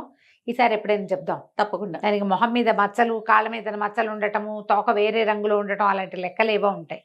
బలశాలి, దాని పుటక, అవన్నీ ఉంటాయి, అంత స్పెషల్. అందుకని పంచకళ్యాణి అంటారు. ఈ పంచకళ్యాణి ఎక్కి బయలుదేరి వెళ్ళాడు. బయలుదేరి వెళ్తే ఇది ఋష్యముఖ పర్వతం. ఎక్కడిది ఇది? రామాయణ కాలం నాటి ఋష్యముఖ పర్వతం. ఓహో. భవిష్యత్తులో ఈ ప్రాంతాన్ని హంపి అంటారని కూడా రైటర్ రాశారు. ఇప్పుడు హంపిలో ఋష్యముఖ హంపి. పర్వతం అసలు భవిష్యత్తులో అంటారని రాశారు. ఇప్పటికి హంపి ప్రాంతంలో ఋషిముఖ పర్వతం ఉంది. ఇప్పుడు ఉంది. అక్కడ ఉండే సరస్సు పేరు పంప. అక్కడికి వెళ్ళాడు అనమాట. ఈ ఋషిముఖ పర్వతం రామాయణ కాలం నాటిదని చెప్పామా. అప్పట్లో మతంగ మహాముని శపించారు వాలిని, కొండ మీదకి రాలేడు, మతంగ మహాముని ఆశ్రమం దరిదాపుల్లోకి రాలేడు అని. ఇప్పుడు ఈ మన ఈ రాక్షసుడికి మాంత్రికుడు కూడా అలాంటిది ఏదో ఒక శాపం ఉంది. వాడి శాపం వేరు. సరే, ఆ ఋష్యముఖ పర్వతం దగ్గరికి వెళ్ళాడు. అక్కడ ఏంటంటే మామూలు వాళ్ళని ఎవరిని ఆ కొండ ఎక్కనివ్వదట. కొండ చాలా పవర్ఫుల్ అని. గున్న ఏనుగులు తిరుగుతూ ఉంటాయట పర్వతం చుట్టూత, ప్రదక్షిణాలు చేస్తూ ఉంటాయి. గున్న ఏనుగుల దాడిలో చచ్చిపోతారు చాలామంది ఆ కొండ ఎక్కటానికి ప్రయత్నిస్తే. వెళ్ళనివ్వదు. అయితే ఇతను ఏం చేశాడు, పంపా సరస్సులో స్నానం చేసి, ఏనుగులు కూడా పంపలో స్నానం చేసి వెళ్తాయిట కొండెక్కటానికి, ప్రదక్షిణం చేస్తుంటాయి. స్నానం చేసి ఏనుగులకి ఎదురుగుండానే వెళ్ళాడు. అయితే ఏనుగులు ఆగి నిదానించి ఇతన్ని ఆశీర్వదించి వెళ్ళినాయి. ఇతను కొండెక్కటం మొదలుపెట్టాడు. మంచి పని మీద కదా వెళ్తున్నాడు. కొండెక్కటం మొదలుపెట్టి ఆ కొండ మీద 5 గుహలు ఉన్నాయి. ఏ గుహలో ఆయన ఉంటారో తెలియదు, కానీ ఆ గుహల్లో వచ్చే కళలు నిజమవుతాయని చెప్తారు. ఓకే. వీళ్ళకి వచ్చి వాచస్పతి దేవులు ఉన్నారు కదా, ఆయన చెప్పారు కొండలో ఎక్కడ ఏదైనా గుహలో నిద్రిస్తే గుహలో వచ్చిన కళ నిజమవుతుంది అని. సరే అబ్బాయి ఒక గుహలోకి వెళ్ళాడు. ఎంత వెళ్ళినా ఏం కనపడలా, ఎవ్వరు లేరు అక్కడ. సరే, అప్పటికే చీకటి పడిపోయింది. ఏదో తెచ్చుకున్న ఆహారం కొంచెం నోట్లో వేసుకుని పడుకుని నిద్రపోయాడు. నిద్రపోతే తెల్లవారుతూనే అతనికి ఒక కళ వచ్చింది. ఒక పరమ సౌందర్యవతి అయిన రాకుమారితో తన వివాహం జరగబోతున్నట్టు. ఎంత బాగుందో అమ్మాయి. అతని మనసు ఆ కళ్ళలోనే ఉండిపోయింది. లేచి చూసుకున్నాడు, ఈ గుహలో లేరు కదా. సరే, మర్నాడు లేచి కాలకృత్యాలు తీర్చుకుని ఆ అమ్మాయినే తలుచుకుంటూ ఇక తర్వాత గుహల్లోకి వెళ్తే ఆ గుహలో అతనికి ఒక ఎవరో మనిషి ఉంటున్న పొలకుబ ఉంది. ఒక కృష్ణాజినం లాంటిది పరిచింది. కమండలం కనిపిస్తుంది, దండం కనబడుతుంది, అక్షమాల ఇట్లా గాల్లో తిరుగుతోంది. మనిషి లేరు. ఆ అక్షమాల తిరుగుతున్న దగ్గర ఒక కాంతి వలయం కనపడుతోంది. అక్కడ ఎవరో ఉన్నారు. ఆరా కనపడుతోంది, మాల తిరుగుతోంది, మనిషి కనపడలా. చాలా గంటల పాటు అతను అక్కడ వేచి ఉన్నాడు. అంటే ఆయన జపం అయిపోయాక ఆయన ప్రత్యక్షం అయ్యారు, ఆ సిద్ధేంద్ర యోగి. ఆయన చూసి, నాయన ఏమిటి నువ్వు ఈ పని మీద వచ్చావని మాట్లాడారు. ఇది వాచస్పతి దేవులు పంపించారు. ఈ వ్యవహారం అంతా చెప్పుకున్నాక ఈయన ఏమన్నారంటే, ఇంకొక 15 రోజులుంది. వీడు వివర్ణుడు అనే ఒక మాంత్రికుడు. ఈ వివర్ణుడే మీ తివాసి కూడా, ఈ తివాసి తీసుకెళ్ళిపోయిన సంగతి కూడా ఇతనికి మొదటే తెలుసు. ఆ తాతగారికి కల్లో కనపడినప్పుడు వివర్ణుడు అనే మాంత్రికుడు ఎత్తుపోయాడు, మీకు భవిష్యత్తు కాలంలో దొరుకుతుందని చెప్పాడు సిద్ధుడు. అవును. ఏ వివర్ణుడైతే మీ ఇంట్లో మీ నాన్నగారి దగ్గర, మీ ముత్తాత గారి దగ్గర తివాసి తీసుకున్నాడో వాడి దగ్గరే ఈ మణిమాల కూడా ఉంది. అతను 40 రోజుల ఖాళీ దీక్షలో ఉన్నాడు. దీక్ష మొదలై చాలా రోజులైంది. ఒక్క 15 రోజుల్లో నువ్వు ఇక్కడి నుంచి వెళ్తేనే అతన్ని పట్టుకోగలుగుతావు. 15 రోజుల తర్వాత అతను మహాశక్తివంతుడు అవుతాడు, అతన్ని జయించలేము. ఇక్కడి నుంచి మణిద్వీపానికి వెళ్ళడం చాలా కష్టం. 15 రోజులు చిన్న సమయం, అది కుదరదు. రాకుమారుడు నమస్కారం చేశాడు. మీరు మీ దయ ఉంటే ఎంత పనైనా చేస్తా, ఎక్కడా క్షణం కాలు నిలవకుండా వెళ్తాను, మీరు ఆశీర్వదించి పంపించండి నన్ను అంటే ఆయన మెచ్చుకున్నాడు. అలాగే నా ఆశీర్వాదంతో భువనేశ్వరి దయతోటి, పరమేశ్వరి ఉంది ఆవిడ, మరి అమ్మవారి అనుగ్రహం వల్లే ఇది జరుగుతుంది. ఇది అలా అయ్యింది, దొంగతనం జరిగింది, దాన్ని సరిచేయడానికి వ్యక్తిని కూడా అమ్మే పంపిస్తున్నాడు మరి అని చెప్పి ఆయన ఏం చేశారంటే ఒక తెల్లటి మాల, ఒకటి అక్షమాల లాంటిది తన మెడలో వేశారు. ఏదైనా ప్రమాదం వచ్చినప్పుడు ఇది నల్లబడుతుంది, చూసుకో, పరమేశ్వరిని ధ్యానిస్తూ ప్రయాణం చేయి అని చెప్పారు. సరే, అక్కడి నుంచి గుహలోంచి దిగాడు, కిందకు వచ్చేసాడు ఋషిముఖ పర్వతం నుంచి. అక్కడి నుంచి దక్షిణ దిశగా బయలుదేరాడు. ఆయన దక్షిణ దిశగా వెళ్ళమన్నారు. ఇక ప్రయాణం వెళ్ళగా వెళ్ళగా ఏమైందట, ఒక కుందేళ్ల గుంపు ఎదురొచ్చింది ఇతనికి. అది కష్టం మీద ఆగాడు, చాలా కష్టం మీద. ఒక కుందేలు పిల్ల దీని కింద పడిపోయింది. ఇతను ఏం చేశాడంటే ఆపి దాన్ని రక్షించాడు. గుర్రం ఆపి దాన్ని రక్షించి దాన్ని బాగా దువ్వి దాన్ని బెదిరి పోగొట్టి వదిలిపెట్టేశాడు. వదిలిపెట్టి ఇతను ముందుకు వెళ్ళేసరికి ఒక చోట విశ్రాంతి కోసం ఆగాడు. ఎంత బాగుందో వాతావరణం, అంత పచ్చగా అసలు మా చెట్లు, పళ్ళు, కాయలు, తీగలు, చుట్టూతా పక్కపక్కలుగా పర్వతాలు, మహాద్భుతంగా ఉంది, రమణీయంగా ఉంది. ఇక్కడ పడుకుందామని అటు పడుకున్నాడు. పడుకుని తనకి మెలకు వచ్చింది, ఏదో శబ్దాలకి మెలకు వచ్చేసరికల్లా ఒక మహాసర్పం ఒకటి తన మొహం మీద ఉంది. దగ్గరకు వచ్చి కొంతసేపటి క్రితం తను రక్షించిన కుందేలు దాని మీద దూకుతూ కనపడింది అతనికి. ఆ సర్పం మీదకి ఆ సర్పం కాస్త కుందేలుని కాటేసింది. ఇతను హడిలిపోయాడు, కానీ అతనికి అర్థమైంది ఏం జరిగింది. ఆ సర్పం తన మీద దాడి చేయబోయింది. ఆ పక్కన బొరియల్లో ఉన్న ఆ కుందేలు పిల్ల, ఇంతకుముందు తను రక్షించిన పిల్ల, తనని రక్షించడానికి పాము మీదకి దూకింది. ఈ తెల్లగా బొమ్మల ఎలా ఉంటుంది, ఊలుబంతల్లే కుందేలు క్షణాల్లో బుర్ర వెళ్లాడేసేసింది. అది నీలంగా మారిపోవటం కనపడింది. ఈ కాటు అందుకున్న పాము సర్రుమని వెనక్కి తిరిగింది. తిరిగేసరికల్లా ఇతను కొదుటను లేచి కూర్చున్నాడు. పట్టేసాడు పాముని వెనక నుంచి. పట్టేసుకుని గట్టి గట్టిగా కేకలేసాడు దాన్ని. సర్పరాజా, నా కుందేల్ని బతికించు, నువ్వు నేను బతికించాక అప్పుడు నీ దారి నువ్వు పో, లేదా నిన్ను 2 తుండాలుగా నరికేస్తాను నేను అనేసరికల్లా సర్పం ఏం చేసింది, ఆ కుందేలు మీద ఎక్కడైతే కాటు అందుకుందో అక్కడ మళ్ళీ తన కూరల్ని పెట్టి విషం లాగేసుకుంది వెనక్కి. లాగేసుకునేసరికల్లా కుందేలు కాస్త లేచి కూర్చుంది. బ్లూ కలర్ అంతా పోయింది. తన కుందేలుని ఇట్లా దగ్గరికి తీసుకుని సర్పాన్ని వదిలిపెడితే సర్పం ఒక అద్భుతమైన దైవాకారంలోకి మారిపోయింది, ఒక నాగదేవత. ఓహో. అతను చెప్పాడు, పూర్వం నేను ఒక గంధర్వుడిని, ఒక నాగదేవత అనకూడదు, గంధర్వుడు అనాలి. ఒక గంధర్వుడిని ఒక తపస్సు చేసుకుంటున్న మహాముని మీద ఒక పావుని పడేశాను, చచ్చిన పావుని. దాంతో ఆయన కోపించి సర్పంగా మారిపోమన్నాడు. నేను అలాగే సర్పంగా ఉడిపోయిన శాప విమోచనం చూపించమని అడిగితే, ఎవడైనా మానవుడు కేవలం మానవత్వంతో తన ప్రాణాన్ని లెక్క చేయని వాడు ఎదురైనప్పుడు నువ్వు మామూలు వాడివి అవుతావని చెప్పాడు. నువ్వు కుందేలు కోసం ఒక పెద్ద సర్పాన్ని పట్టుకున్నావు, చంపడానికి సిద్ధమయ్యావు. నీ దర్శనం వల్ల నేను మామూలు వాడిని అయ్యాను అని చెప్పి ఎంతో సంతోషించాడు. సంతోషించి తనకి ఏమన్నాడంటే, నువ్వు ఇప్పుడు ఎక్కడికి వెళ్తున్నావు, ఏంటి వివరాలన్నీ కనుక్కున్నాడు. నువ్వు మణిద్వీపం వెళ్ళబోతున్నావు కదా, 2వ జాము దాకా ఇక్కడే ఉండు, నీకు ఆకలి దప్పులు లేకుండా చేస్తాను నేను అని చెప్పాడు. 2వ జాము దాకా ఉండాలి, రాత్రి దాకా. సరే, ఈ లోపల ఏమైంది, కుందేలు ఇతను వదిలిపెట్టలే, ఇతని దగ్గరే ఉంది. అయ్యో, ఒక 2-3 దుంపలు అక్కడ ఇక్కడ ఏవో దుంపలు కనపడితే దుంపలు తీసి కుందేలుకు పెట్టాడు.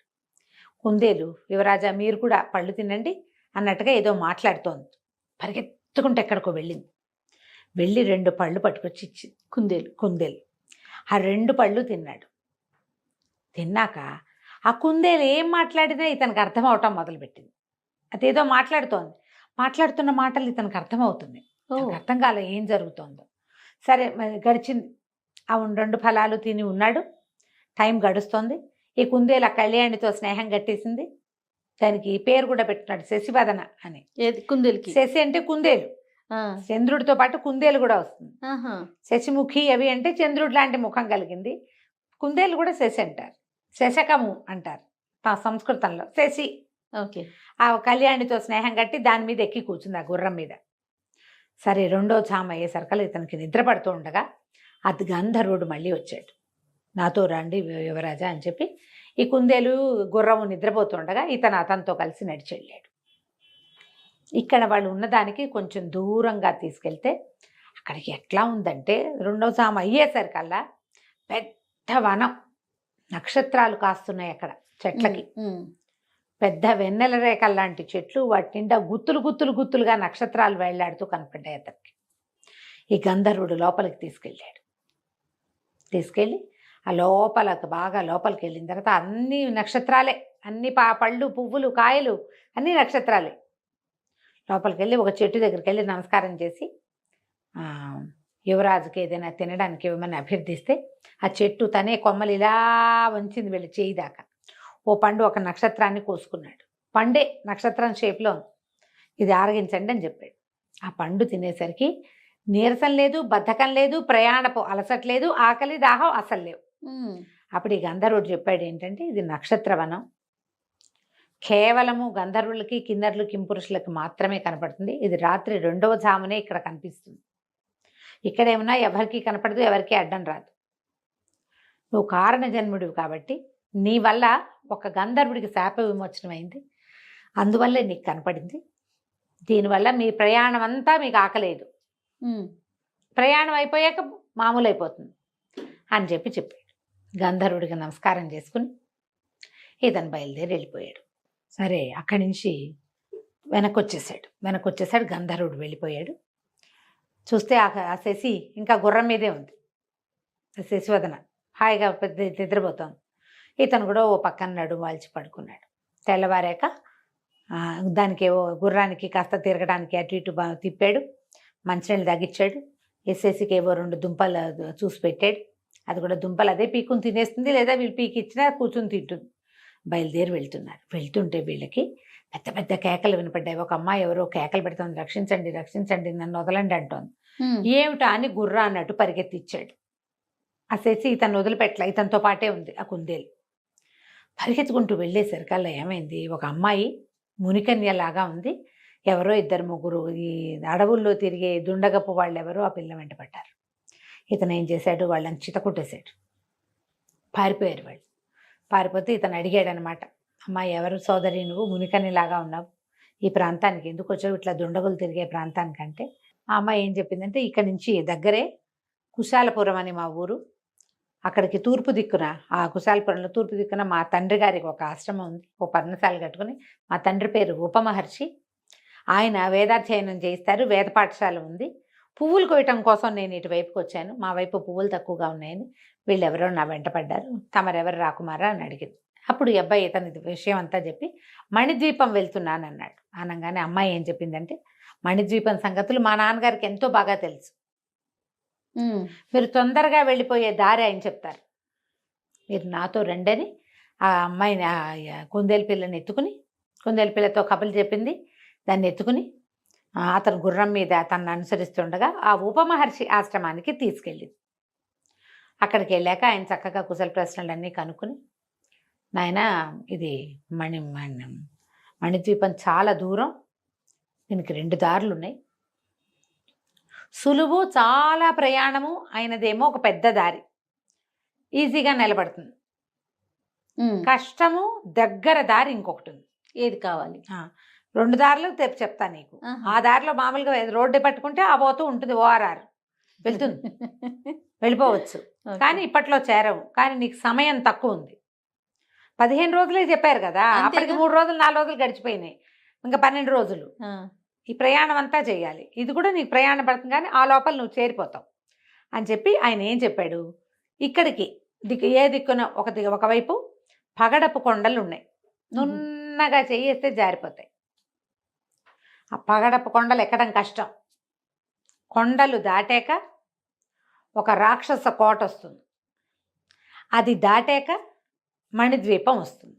ఓహో, అంటే నేను కొండలు ఎలాగోలా ఎక్కుతానండి, మరి మా గుర్రాన్ని శశిముఖిని ఏం చేయను నేను అంటే, ఈయన ఏమన్నాడు, గుర్రం గురించి బాధపడద్దు, శశివదన గురించి నువ్వు బాధపడద్దు, వాళ్ళిద్దరిని ఇక్కడ ఉంచు ఆశ్రమంలో.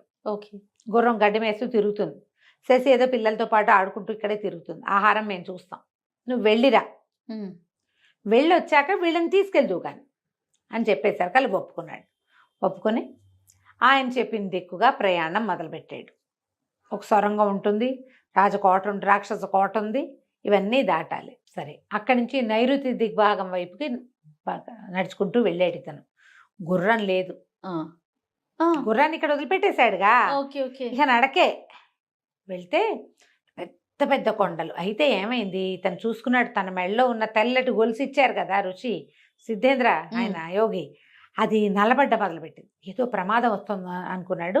ఆ ప్రాంతంలో గండభేరుండాలు తిరుగుతాయి, ఈ వీడి వివర్ణుడు తాలూకు గండభేరుండం, అది మానవ మాత్రలు కనపడితే కొట్టేస్తుంది, అది ఎడాపెడా. సొమ్మసిల్లిపోయాడు, దెబ్బలకి పడిపోయాడు, కొట్టేసింది అది, పడిపోయాడు. పడిపోయి ఎప్పటికో స్పృహ వచ్చింది, మెల్లిగా లేచి చూసుకున్నాడు, పైన చూస్తే ఏం లేదు, కొట్టెళ్ళిపోయింది, దాని పని అయిపోయింది. ఇప్పుడు ఇతను వెతకటం మొదలుపెట్టాడు. ఈ కొండ ఎక్కాలంటే లెక్కలు అవి నున్నగా ఉన్నాయి, జారిపోయి కొండలు. వెతికి వెతికి ఒక తాడు సాధించాడు, తాడు ఒకటి దొరికింది. తర్వాత ఇంకా ఇంకా వెతగ్గా అతనికి ఒక దీంట్లోంచి పొదలోంచి బయటకు వచ్చిన ఉడుము కనపడింది. తొండలు ఉన్నాయి, ఆ తొండలు తినటానికి వచ్చింది ఉడుము. ఇతను ఆ ఉడుమును పట్టేసుకున్నాడు. ఇతనికి జంతువుల భాష అర్థమయ్యే స్థితి వచ్చింది. శశి ఏం చేసింది, ఇతనికి 2 పళ్ళు తెచ్చి ఇచ్చింది కదా, ఆ 2 పళ్ళు తేవటంతో ఇతను ఏ జంతువు మాట్లాడినా అతనికి వినపడుతుంది, దాందే అర్థమవుతుంది. కాదు అన్ని అన్ని జంతువులది. బాగుంది. అప్పుడు ఈ ఉడుముకి చెప్పాడు, ఓ ఉడుము, నేను ఇది కొండెక్కి దిగి వెళ్ళాలి, ఒక మహత్కార్యం సాధించడానికి వెళ్తున్నాను అని చెప్పి కథ చెప్పాడు. చెప్పేసరికి అలా ఉడుము ఒప్పుకుంది. అమ్మవారి అనుగ్రహంతో వెళ్తావు, ఒక మాంత్రికుడిని చంపడానికి వెళ్తున్నావు కాబట్టి నేను నీకు సహాయం చేస్తాను, చెప్పు నువ్వేం చెప్తావు అని. ఈ తాడుని ఉడుముకేసి కట్టేసి ఆ ఉడుముని పగడపోతూ కొండ మీదకి వదిలిపెట్టాడు. మనం చేతులు పెడితే జారిపోతాం, ఉడుము కాళ్ళు అలాంటివి కాదు, పట్టు కదా, ఉడుము పట్టు అంటారు కదా, అది అలాగా కొండ ఎక్కేసింది. దాన్ని పట్టుకుని వేళ్లాడుతూ ఈ అబ్బాయి కూడా, ఈ విజయవర్ధనుడు కూడా కొండ ఎక్కేసాడు. కొండ ఎక్కి దిగాడు. దిగితే అంతా వెతుకుతున్నాడు, ఏమీ సొరంగము మార్గము ఏమీ కనిపించట్లే. అమ్మవారిని ధ్యానిస్తూ వెతుకుతున్నాడు, ఎక్కడైనా సొరంగం దొరుకుతుందని. అయితే ఇదంతా అడవిగా ఉంది, మధ్యలో ఒక రాతి తిన్నె కనపడింది. ఆ తిన్నె మీద పెద్ద శివలింగం ఉంది, చుట్టూతా పువ్వులను ఎవరో పూజిస్తున్నట్టు. ఇతను చూస్తుండగానే ఒక సర్పం జర జర పాకుతూ వచ్చింది, వచ్చి పువ్వులు పట్టుకొచ్చి పెడుతోంది. తను ఆశ్చర్యపోయాడు, వెళ్ళి సర్పరాజుకు నమస్కారం చేశాడు. దండం పెట్టేసరికి ఆ సర్పం ఎవరు ఏమిటి అని అడిగింది, దివ్య సర్పం ఏదో. అప్పుడు ఇతను చెప్పాడు, నేను ఈ మణిద్వీపం వెళ్ళాలనుకున్నాను, వివర్ణుడు అనే మాంత్రికుడిని చూడడానికి వెళ్తున్నాను, అతను మా వీటిలో పట్టుకొచ్చేసాడని చెప్పేసరికల్లా వివర్ణుడు కడు దుర్మార్గుడు, నన్ను కూడా పట్టి బంధించడానికి చాలా ప్రయత్నం చేశాడు. నేను అతన్ని తప్పించుకుని ఇటు వచ్చేసాను, నేను రోజు శివ పూజ చేసుకుంటానని తన శిరస్సు మీద ఉన్న మణి అతని చేతిలో పెట్టింది.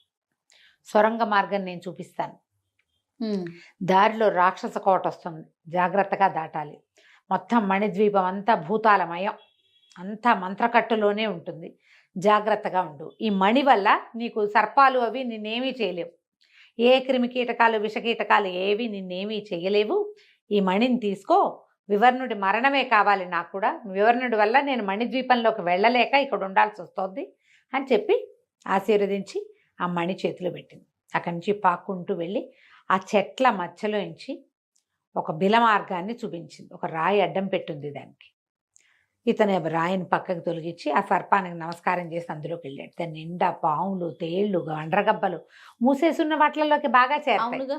ఎప్పుడైతే లోపలికి చీకటి లోపల ఇతను ఈ మణిని ఇట్లా గుప్పెడ విప్పేసరికి మణిలోంచి ఎంత కాంతి వచ్చిందో, చీకట్లో కాంతిగా కనపడుతుంది అది. కీటకాలన్నీ పక్కకి వెళ్ళిపోతున్నాయి దాన్ని చూసి. అతను అది దాటుకుంటూ వెళ్ళాడు. ఈ సొరంగంలో నుంచి ముందుకెళ్తే రాక్షసుడి కోట వస్తుంది, వాడు ఒక ఒంటి కొమ్ము రాక్షసుడు. రాక్షసుడితో జాగ్రత్తగా ఉండాలి. సొరంగంలో నుంచి బయటకు వచ్చేసాడు, వెలుగు కనపడుతుంది, పెద్ద కోట. గోడ ఎంత నడిచినా ఆ గోడకు అంతం కనపడాల, అంత పెద్ద కోట. సరే బురుజులు అవి ఉన్నాయి, ఈ అబ్బాయి కాస్త ఆనుపాను చూసుకుని కోట గోడ ఎక్కాడు. మరి అంతం కనిపించట్లేదు, దాని తలుపు ఎక్కడుందో. అవును, టైం వేస్ట్ కదా, 3 రోజులు పూర్తిగా లేవు, ఇంకా ఆల్రెడీ ఓ రోజు గడిచిపోయింది అడవిలో. అది ఎక్కి దిగాడు. దిగేసరికి లోపల పెద్ద కోట, నిర్మానుష్యంగా ఉంది, ఎవ్వరూ లేరు అందులో. ఓ పక్క నుంచి చూస్తే వెనకాల ఏదో కిచకిచలు వినపడుతుంది, ఏమిటో చూద్దామని వెళ్తే ఎన్ని పక్షుల పంజరాలు ఉన్నాయో దాంట్లో, ఎన్నో రకాల పక్షులు. ఇతని మనిషిని చూసేసరికి అన్ని కిచుకుని అరుపులు, భయం వేస్తుంది పక్షులకి. అప్పుడు ఇతను మామూలుగానే, మీరు భయపడకండి, నేను మిమ్మల్ని కాపాడడానికి వచ్చానని చెప్పేసరికి నిశ్శబ్దంగా అయిపోయింది. వినపడుతోంది, వాడి మాట అర్థమవుతోంది.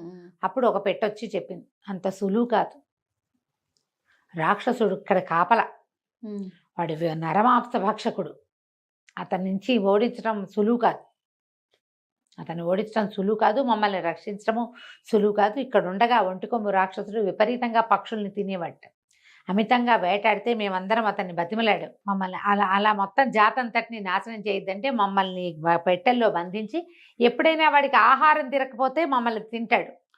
దొరకని రోజున వాడు వేటకే వెళ్తాడు, దొరుకుతుంది ఆహారం, ఏ రోజు దొరకదో ఆ రోజు మాకు మూడినట్టు. ఇటీవల కాలంలో వాడికి ఆహారం దొరుకుతూనే ఉంది అనేసరికి కుర్రాడు అన్నాడు, రాజకుమారుడు ఒక మంచి ఆలోచన చేస్తా అని మొత్తం పంజరాలన్నీ ఓపెన్ చేసేసాడు. రెడీగా ఉండండి, నేను చెప్పినప్పుడు రండి అని చెప్పాడు. అని చెప్పి లోపలికి వెళ్ళాడు. లోపలికి వెళ్తే చాలా పెద్ద ప్రాంగణం, లోపల ఎన్నో గదులు, అన్నిటికీ తాళాలు వేస్తున్నాయి. లోపలికి వెళ్ళి అంతా చూస్తున్నాడు, మొత్తం ప్రాంగణం లోపలంతా ఇల్లు వాకిలి అన్ని చూస్తున్నాడు, బిల్డింగ్ అంతా చూస్తుంటే ఇంతలో ధన ధన ధన అని శబ్దం చేస్తూ నేల అదిరిపోతుండగా ఆ ఒంటి కొమ్ము రాక్షసుడు లోపలికి వచ్చాడు. నరవాసన నరవాసన ఆకలిస్తోంది, నరవాసన రాగానే అని మీదకి వచ్చేసాడు. ఆ అబ్బాయి ఈ కుర్రాడి దగ్గర కత్తి ఉంది కదా, కత్తితో యుద్ధం మొదలు పెట్టాడు. ఇంతలో ఎప్పుడైతే ఇతను కేక పెట్టాడో వెంటనే పక్షులన్నీ వచ్చి పడిపోయినాయి. రావటం ఏం చేసినాయి, మొత్తం పక్షులన్నీ ఈ ఒంటికన్ను రాక్షసుడి మొహం మీద దాడి చేసినాయి. ఓ పిట్ట గుచ్చుకుంటే ఏమవదు, వందలాది పిట్టల మొహం మీద పడితే ఏమవుతుంది, ఇంత పెద్ద తాటికాయలాగా ఉన్న పెద్ద పెద్ద కళ్ళు, ఇంత చాట్లాంటి మొహం పడిది. అన్ని కళ్ళ మీద దాడి చేసి కళ్ళు పీకేసినాయి. అసలే ఒంటికన్నా? ఒంటికన్ను కాదు, ఒంటి కొమ్ము. కళ్ళు 2 ఉన్నాయి కానీ వాడి కన్ను ఇంతది కాదు, ఇంత కన్ను, తాటికాయలు అంత కళ్ళు ఆ కళ్ళ మీద పడ్డాయి.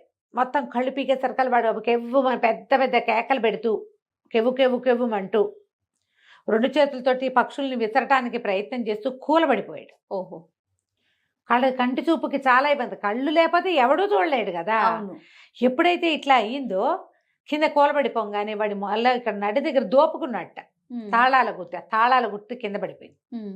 ఆ పక్షుల్లో ఒక పక్షి ఏం చేసింది, ఆ గుత్తి నోట కరుచుకుని పరిగెత్తుకుంటూ వచ్చి ఈ రాజకుమారుడికి అప్పచెప్పింది. ఇతను వాడి లోపల కళ్ళు నలుగుకుంటూ అరుపులు కేకలు పెట్టుకుంటూ నేల మీద పడున్నాడు, బాధతో దొర్లుతూ ఒంటికన్ను రాక్షసుడు. మన రాజకుమారుడు ఏం చేశాడు, విజయవర్ధనుడు ఒక్కొక్క గది తాళాలు తీస్తే అసలు మణులు మాణిక్యాలు నిధి నిక్షేపాలు మామూలుగా లేవు. కత్తులు కటార్లు డాళ్ళు వెండివి బంగారంవి ఎన్ని సామాన్లు అక్కడ. వాటిలలో నుంచి ఏం చేశాడు, ఒక బంగారు తీగలతోటి అల్లిన కవచం ఒకటి తీసుకున్నాడు. రాక్షసుడు కొట్టినా తెగదది, అంత గట్టిగా ఉంది. ఒక పచ్చల పిడిబాకు, అవి 2 తీసుకుని మళ్ళీ గదులన్నీ తాళాలు వేసేసి ఈ రాక్షసుడి పక్కన ఆ తాళాలు పారేసి వాడు బాధతో పొర్లిగింతలు పెడుతున్నాడు. ఈ దారిని వీడు బయటికి వెళ్ళిపోయాడు అక్కడి నుంచి. కోట దాటితే మణిద్వీపమే ఎండిపోయి అంతా ఎంత రకరకాలుగా ఉందో, ఎన్ని రకాల జీవాలు అన్నీ కూడా మంత్రకట్టుతో ఉన్నవే. అయితే ఏమైంది, ఇతని దగ్గర నాగమణి ఉంది, అందుకని మామూలు విష జీవాలు ఏవి ఇతను చెయ్యవు, ఏమి చేయటల్లా. కానీ ఒక నల్లటి పాము ఒకటి కాలనాగు ఎదురొచ్చింది. వచ్చి, ఓ రాకుమారా, నువ్వు వివర్ణుని చంపడానికి వెళ్తున్నావు కదా అని అడిగింది. అడిగితే అవునన్నాడు.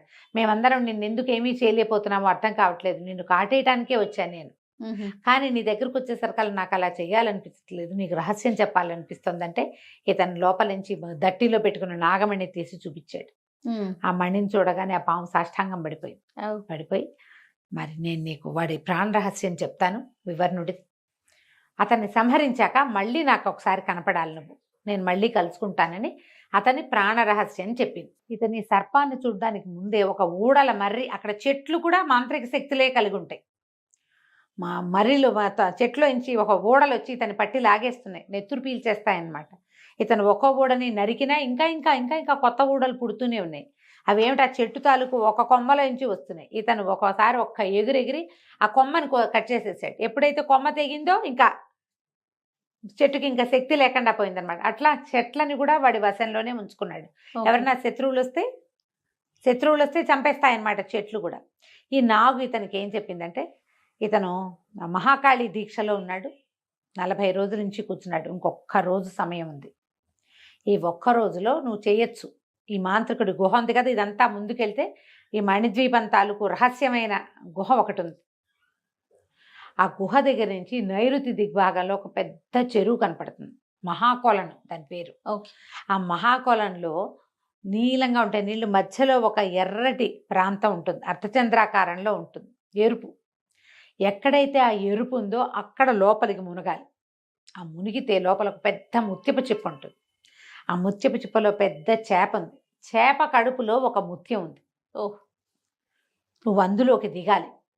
ఆ చేప కడుపులో ఉన్న ముత్యాన్ని 4 ముక్కలు చేసి 4 పక్కలకి విసిరేస్తే వీడి మాంత్రిక శక్తులు పోతాయి. ఇప్పుడు ఈ ఒక రోజు పూర్తయిందంటే వీడు చండ ప్రచండు, అమరత్వం వచ్చేస్తుంది. వాడిని మనం ఏం చేయలేం, ఎవరు ఏం చేయలేరు, దేవతల వల్ల కూడా కాదు. కానీ మాంత్రిక శక్తులు ఉన్నంతసేపు నీకు ప్రమాదమే. వాడి మాంత్రిక శక్తి పోగొట్టాలంటే ఆ ముత్యం. తర్వాత అతను సామాన్య మానవుడు, నువ్వు యుద్ధం చేసి చంపేసేయచ్చు. నువ్వు జాగ్రత్తగా ఎక్కడ ఉండాలంటే భూతాలు కాపలా కాస్తూ ఉంటాయి. నీ నిండా భూతాలే ఉంటాయి ఆ చెరువు చుట్టూతా. బెదిరేవా అవి పట్టేస్తాయి, నేను జాగ్రత్తగా వెళ్ళమంటూ. సరే చూస్తాడు, లోపలికి తీసుకుపోతుంది. అక్కడ ఉన్న గుహ చూపిస్తుంది. అసలు అది ఎవరికీ కనపడదు, కనపడకుండా ఉంది గుహ. దానికి నైరుతి దిగ్భాగంలో లోపలికి అవతలకి అలా వెళ్తే ఒక కొలను కనపడింది. ఇతను కొలం దగ్గరికి వెళ్ళాడు. ఎన్ని భూతాలు వచ్చినాయో మీదకి. బెదిరితే దొరికిపోతారు ఎవరైనా. కత్తుతోటి ఆ భూతాలన్నిటిని చెదరగొట్టేస్తూ పరిగెత్తుకుంటూ వెళ్ళాడు. పెద్ద కొలనది. ఆ కొలనులో ఒక పక్కగా నీలంగా ఉన్నాయి నీళ్ళని, ఓ పక్కనే అర్ధచంద్రాకారంలో రెడ్ కలర్ కనపడుతోంది, ఎరుపు. ఇతను ఏం చేశాడు, ఆ భూతాలని కత్తితో ఎదుర్కొంటూనే పరిగెట్టుకుంటూ ఆ మూలకి వెళ్ళి ఆ మూల నీటిలో దూకేశాడు. దూకేస్తే పెద్ద ముత్యపు చిప్ప తన దగ్గర అది ఉంది కదా, ఏమంటారు దాన్ని, మన పచ్చాల పిడిబాకు. ఆ బాకుతోటి ఆ ముత్యపు చిప్పకి హోల్ కొట్టాడు. అందులోకి దిగాడు. లోపల దిగితే పెద్ద చేప. ఆ చేపని తన కత్తితో ఖండించి ఆ లోపల ఉన్న ముత్యాన్ని బయటికి లాగాడు. ఇంత పెద్ద ముత్యం అది. ఆ ముత్యాన్ని ఏం చేశాడు, బయటకు వచ్చి దాన్ని 4 ముక్కలు చేసి విసిరేశాడు. ఎప్పుడైతే ఇతను ఆ ముత్యాన్ని పట్టుకున్నాడో మొత్తం కొలంలో ఉన్నటువంటి అన్ని రకాల భూత శక్తులు పోయినాయి. ఓహో. అక్కడ మాంత్రికుడు కూడా, వివర్ణుడు కూడా ఏదో జరుగుతోందని తెలిసింది. కానీ అతను 40 రోజుల నుంచి దీక్షలో కూర్చుని ఉన్నాడు. ఇప్పుడు లేస్తే దీక్ష అంతా వేస్ట్ అయిపోతుంది.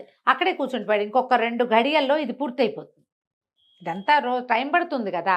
ఇతను పైకి రావటం ఏమిటి, ఆ ముత్యాన్ని పగలగొట్టేసాడు ఒకటే వేటుకి. అది ముక్క చెక్క అయిపోయింది. 4 ముక్కలు అయిపోయింది. 4 ముక్కల్ని 4 దిక్కులకి విసిరేసేసాడు. విసిరేసి అక్కడి నుంచి సమయం లేదు, అమ్మాయి అది చెప్పింది, నాకు ఎక్కువ సమయం లేదు, నువ్వు రావాలి, నీ యుద్ధం చేయటానికి, ఆ నీళ్ళల్లో దూకడానికి.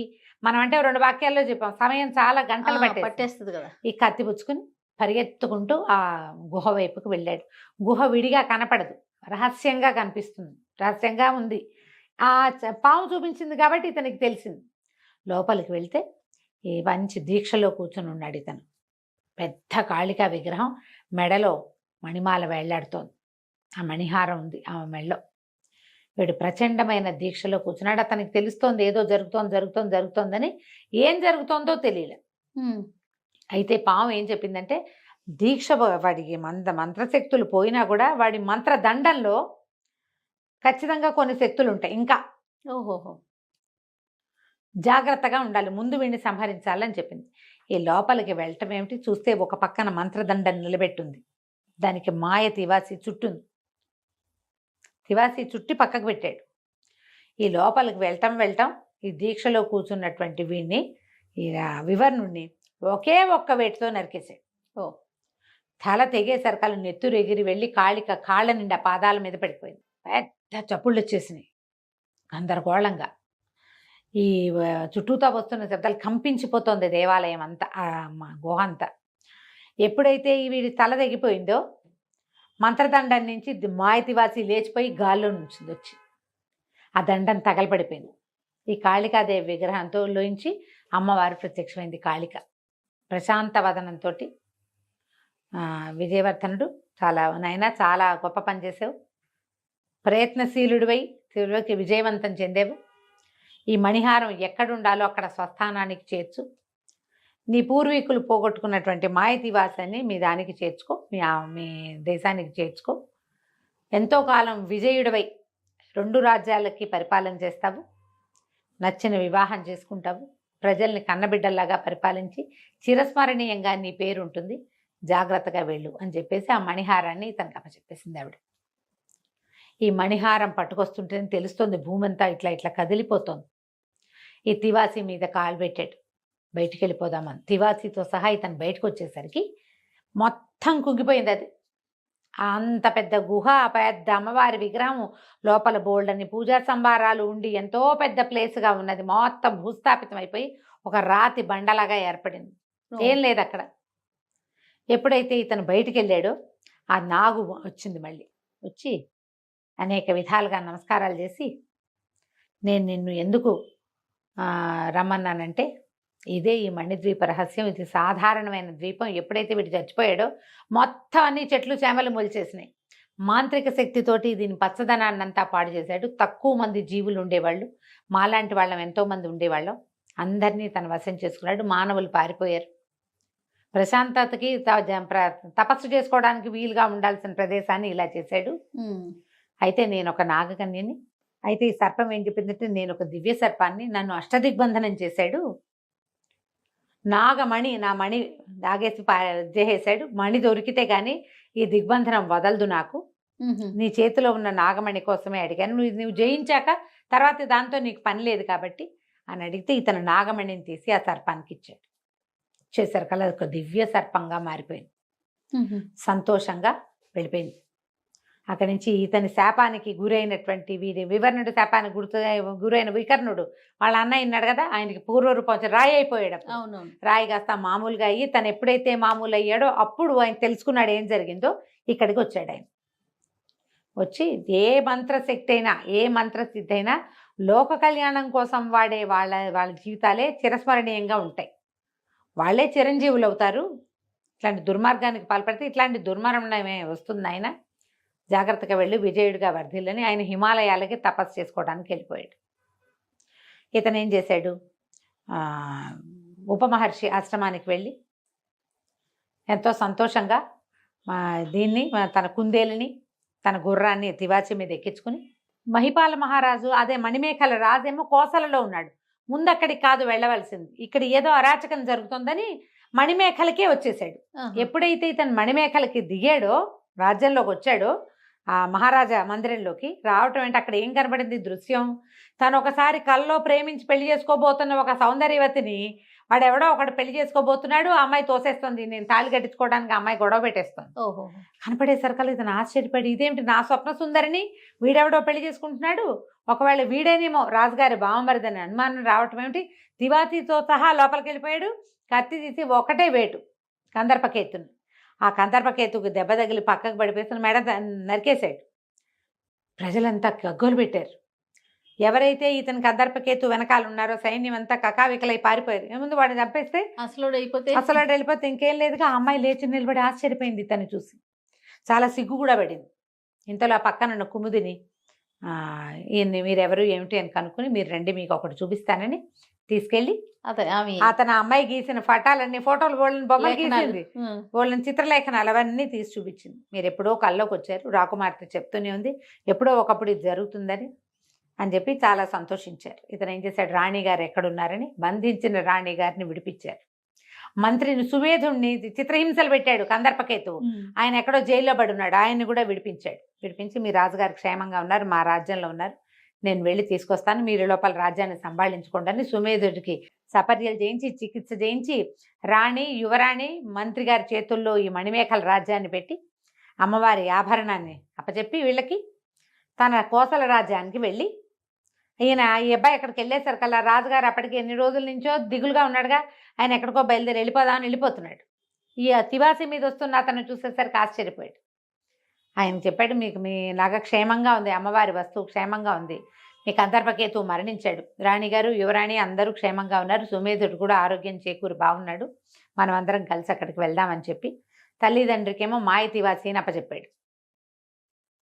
అందరూ కలిసి ఈ మణిమేఖల రాజ్యానికి వెళ్ళాక రాజుగారి ముద్రికతోటి అమ్మవారి ఆవరణ తెరిచి, వీళ్ళు ఎన్ని తలుపులు తీయాలి, 3 తలుపులు తీసుకురావాలి కదా, అన్ని తలుపులు తెరిచి అమ్మవారికి ఆ నగని అలంకరించి, ఇంత సాహసం చేసి అమ్మవారి తాలూకు మణిహారాన్ని, మణిమేఖల సామ్రాజ్యం తాలూకు అభ్యున్నతిని మళ్ళీ వెనక్కి తెచ్చి ఇచ్చినటువంటి విజయవర్ధనుడికి రాజకుమార్తెనిచ్చి వివాహం చేస్తామని ఘోషణగా ప్రకటించి వాళ్ళిద్దరికీ వివాహం చేశారు. తర్వాత కాలంలో మణిమేఖలకి, కోసలకి 2 రాజ్యాలకి రాజైన విజయవర్ధనుడు ఎంతో చక్కగా పరిపాలన చేశాడు. కాళికా అమ్మవారి రక్షణలో ఆ రాజ్యాలు 2 ఎంతో కాలం సుభిక్షంగా ఉన్నాయి. ఇదే మణిద్వీప రహస్యం. చాలా చాలా బాగుంది. కదా, ఎన్ని ట్విస్టులు రాశారు. అవును. నేను చెప్తేనే ఇంత బాగుంది జయ, చదివితే ఎంత బాగుంటుంది. ఇంకా బాగుంటుందేమో. ప్రయత్నం చేసి శ్రీ సుధామయ్య గారి మణిద్వీప రహస్యం పుస్తకం కొనుక్కొని చదవండి. రేపు బుక్ ఫెయిర్ వస్తుంది, కినిగే వాళ్ళవి ఏమైనా పుస్తకాలు పెడితే ఇది కూడా వస్తుంది. ఎంత ఇంట్రెస్టింగ్ గా ఉందో, నేను మొదలుపెట్టి ఆపల, చదివేశారు, మొత్తం చదివేశాను ఒకటే లైన్ లో, ఒక్కసారి మధ్యలో గ్యాప్ కూడా ఇవ్వకుండా. మిమ్మల్ని కూడా అలాగే చదివిస్తుంది. నేను బ్రీఫ్ గా చెప్పా, దీన్ని తెరిపిగా నిదానంగా చదివితే మీరందరూ కూడా శ్రీ సుధామయ్యని కంగ్రాచులేట్ చేస్తారు, ఎంత మంచి బాగా రాశారు. ఈ రోజుల్లో కూడా యంగ్స్టరే, అర్లీ 40s కూడా ఉన్నాయో లేవో, చిన్నమ్మాయే చాలా చక్కగా రాశారు. అవకాశం చూడండి, భాష కూడా ఎంత చక్కగా పొందిగ్గా చక్కటి భాష. హాయిగా ఉంటుంది చదవడానికి. డెఫినెట్ గా ప్రయత్నం చేసి చదవండి. ఈ సీరియల్ ని హాయిగా వినండి. తప్పకుండా. నమస్తే. నమస్తే.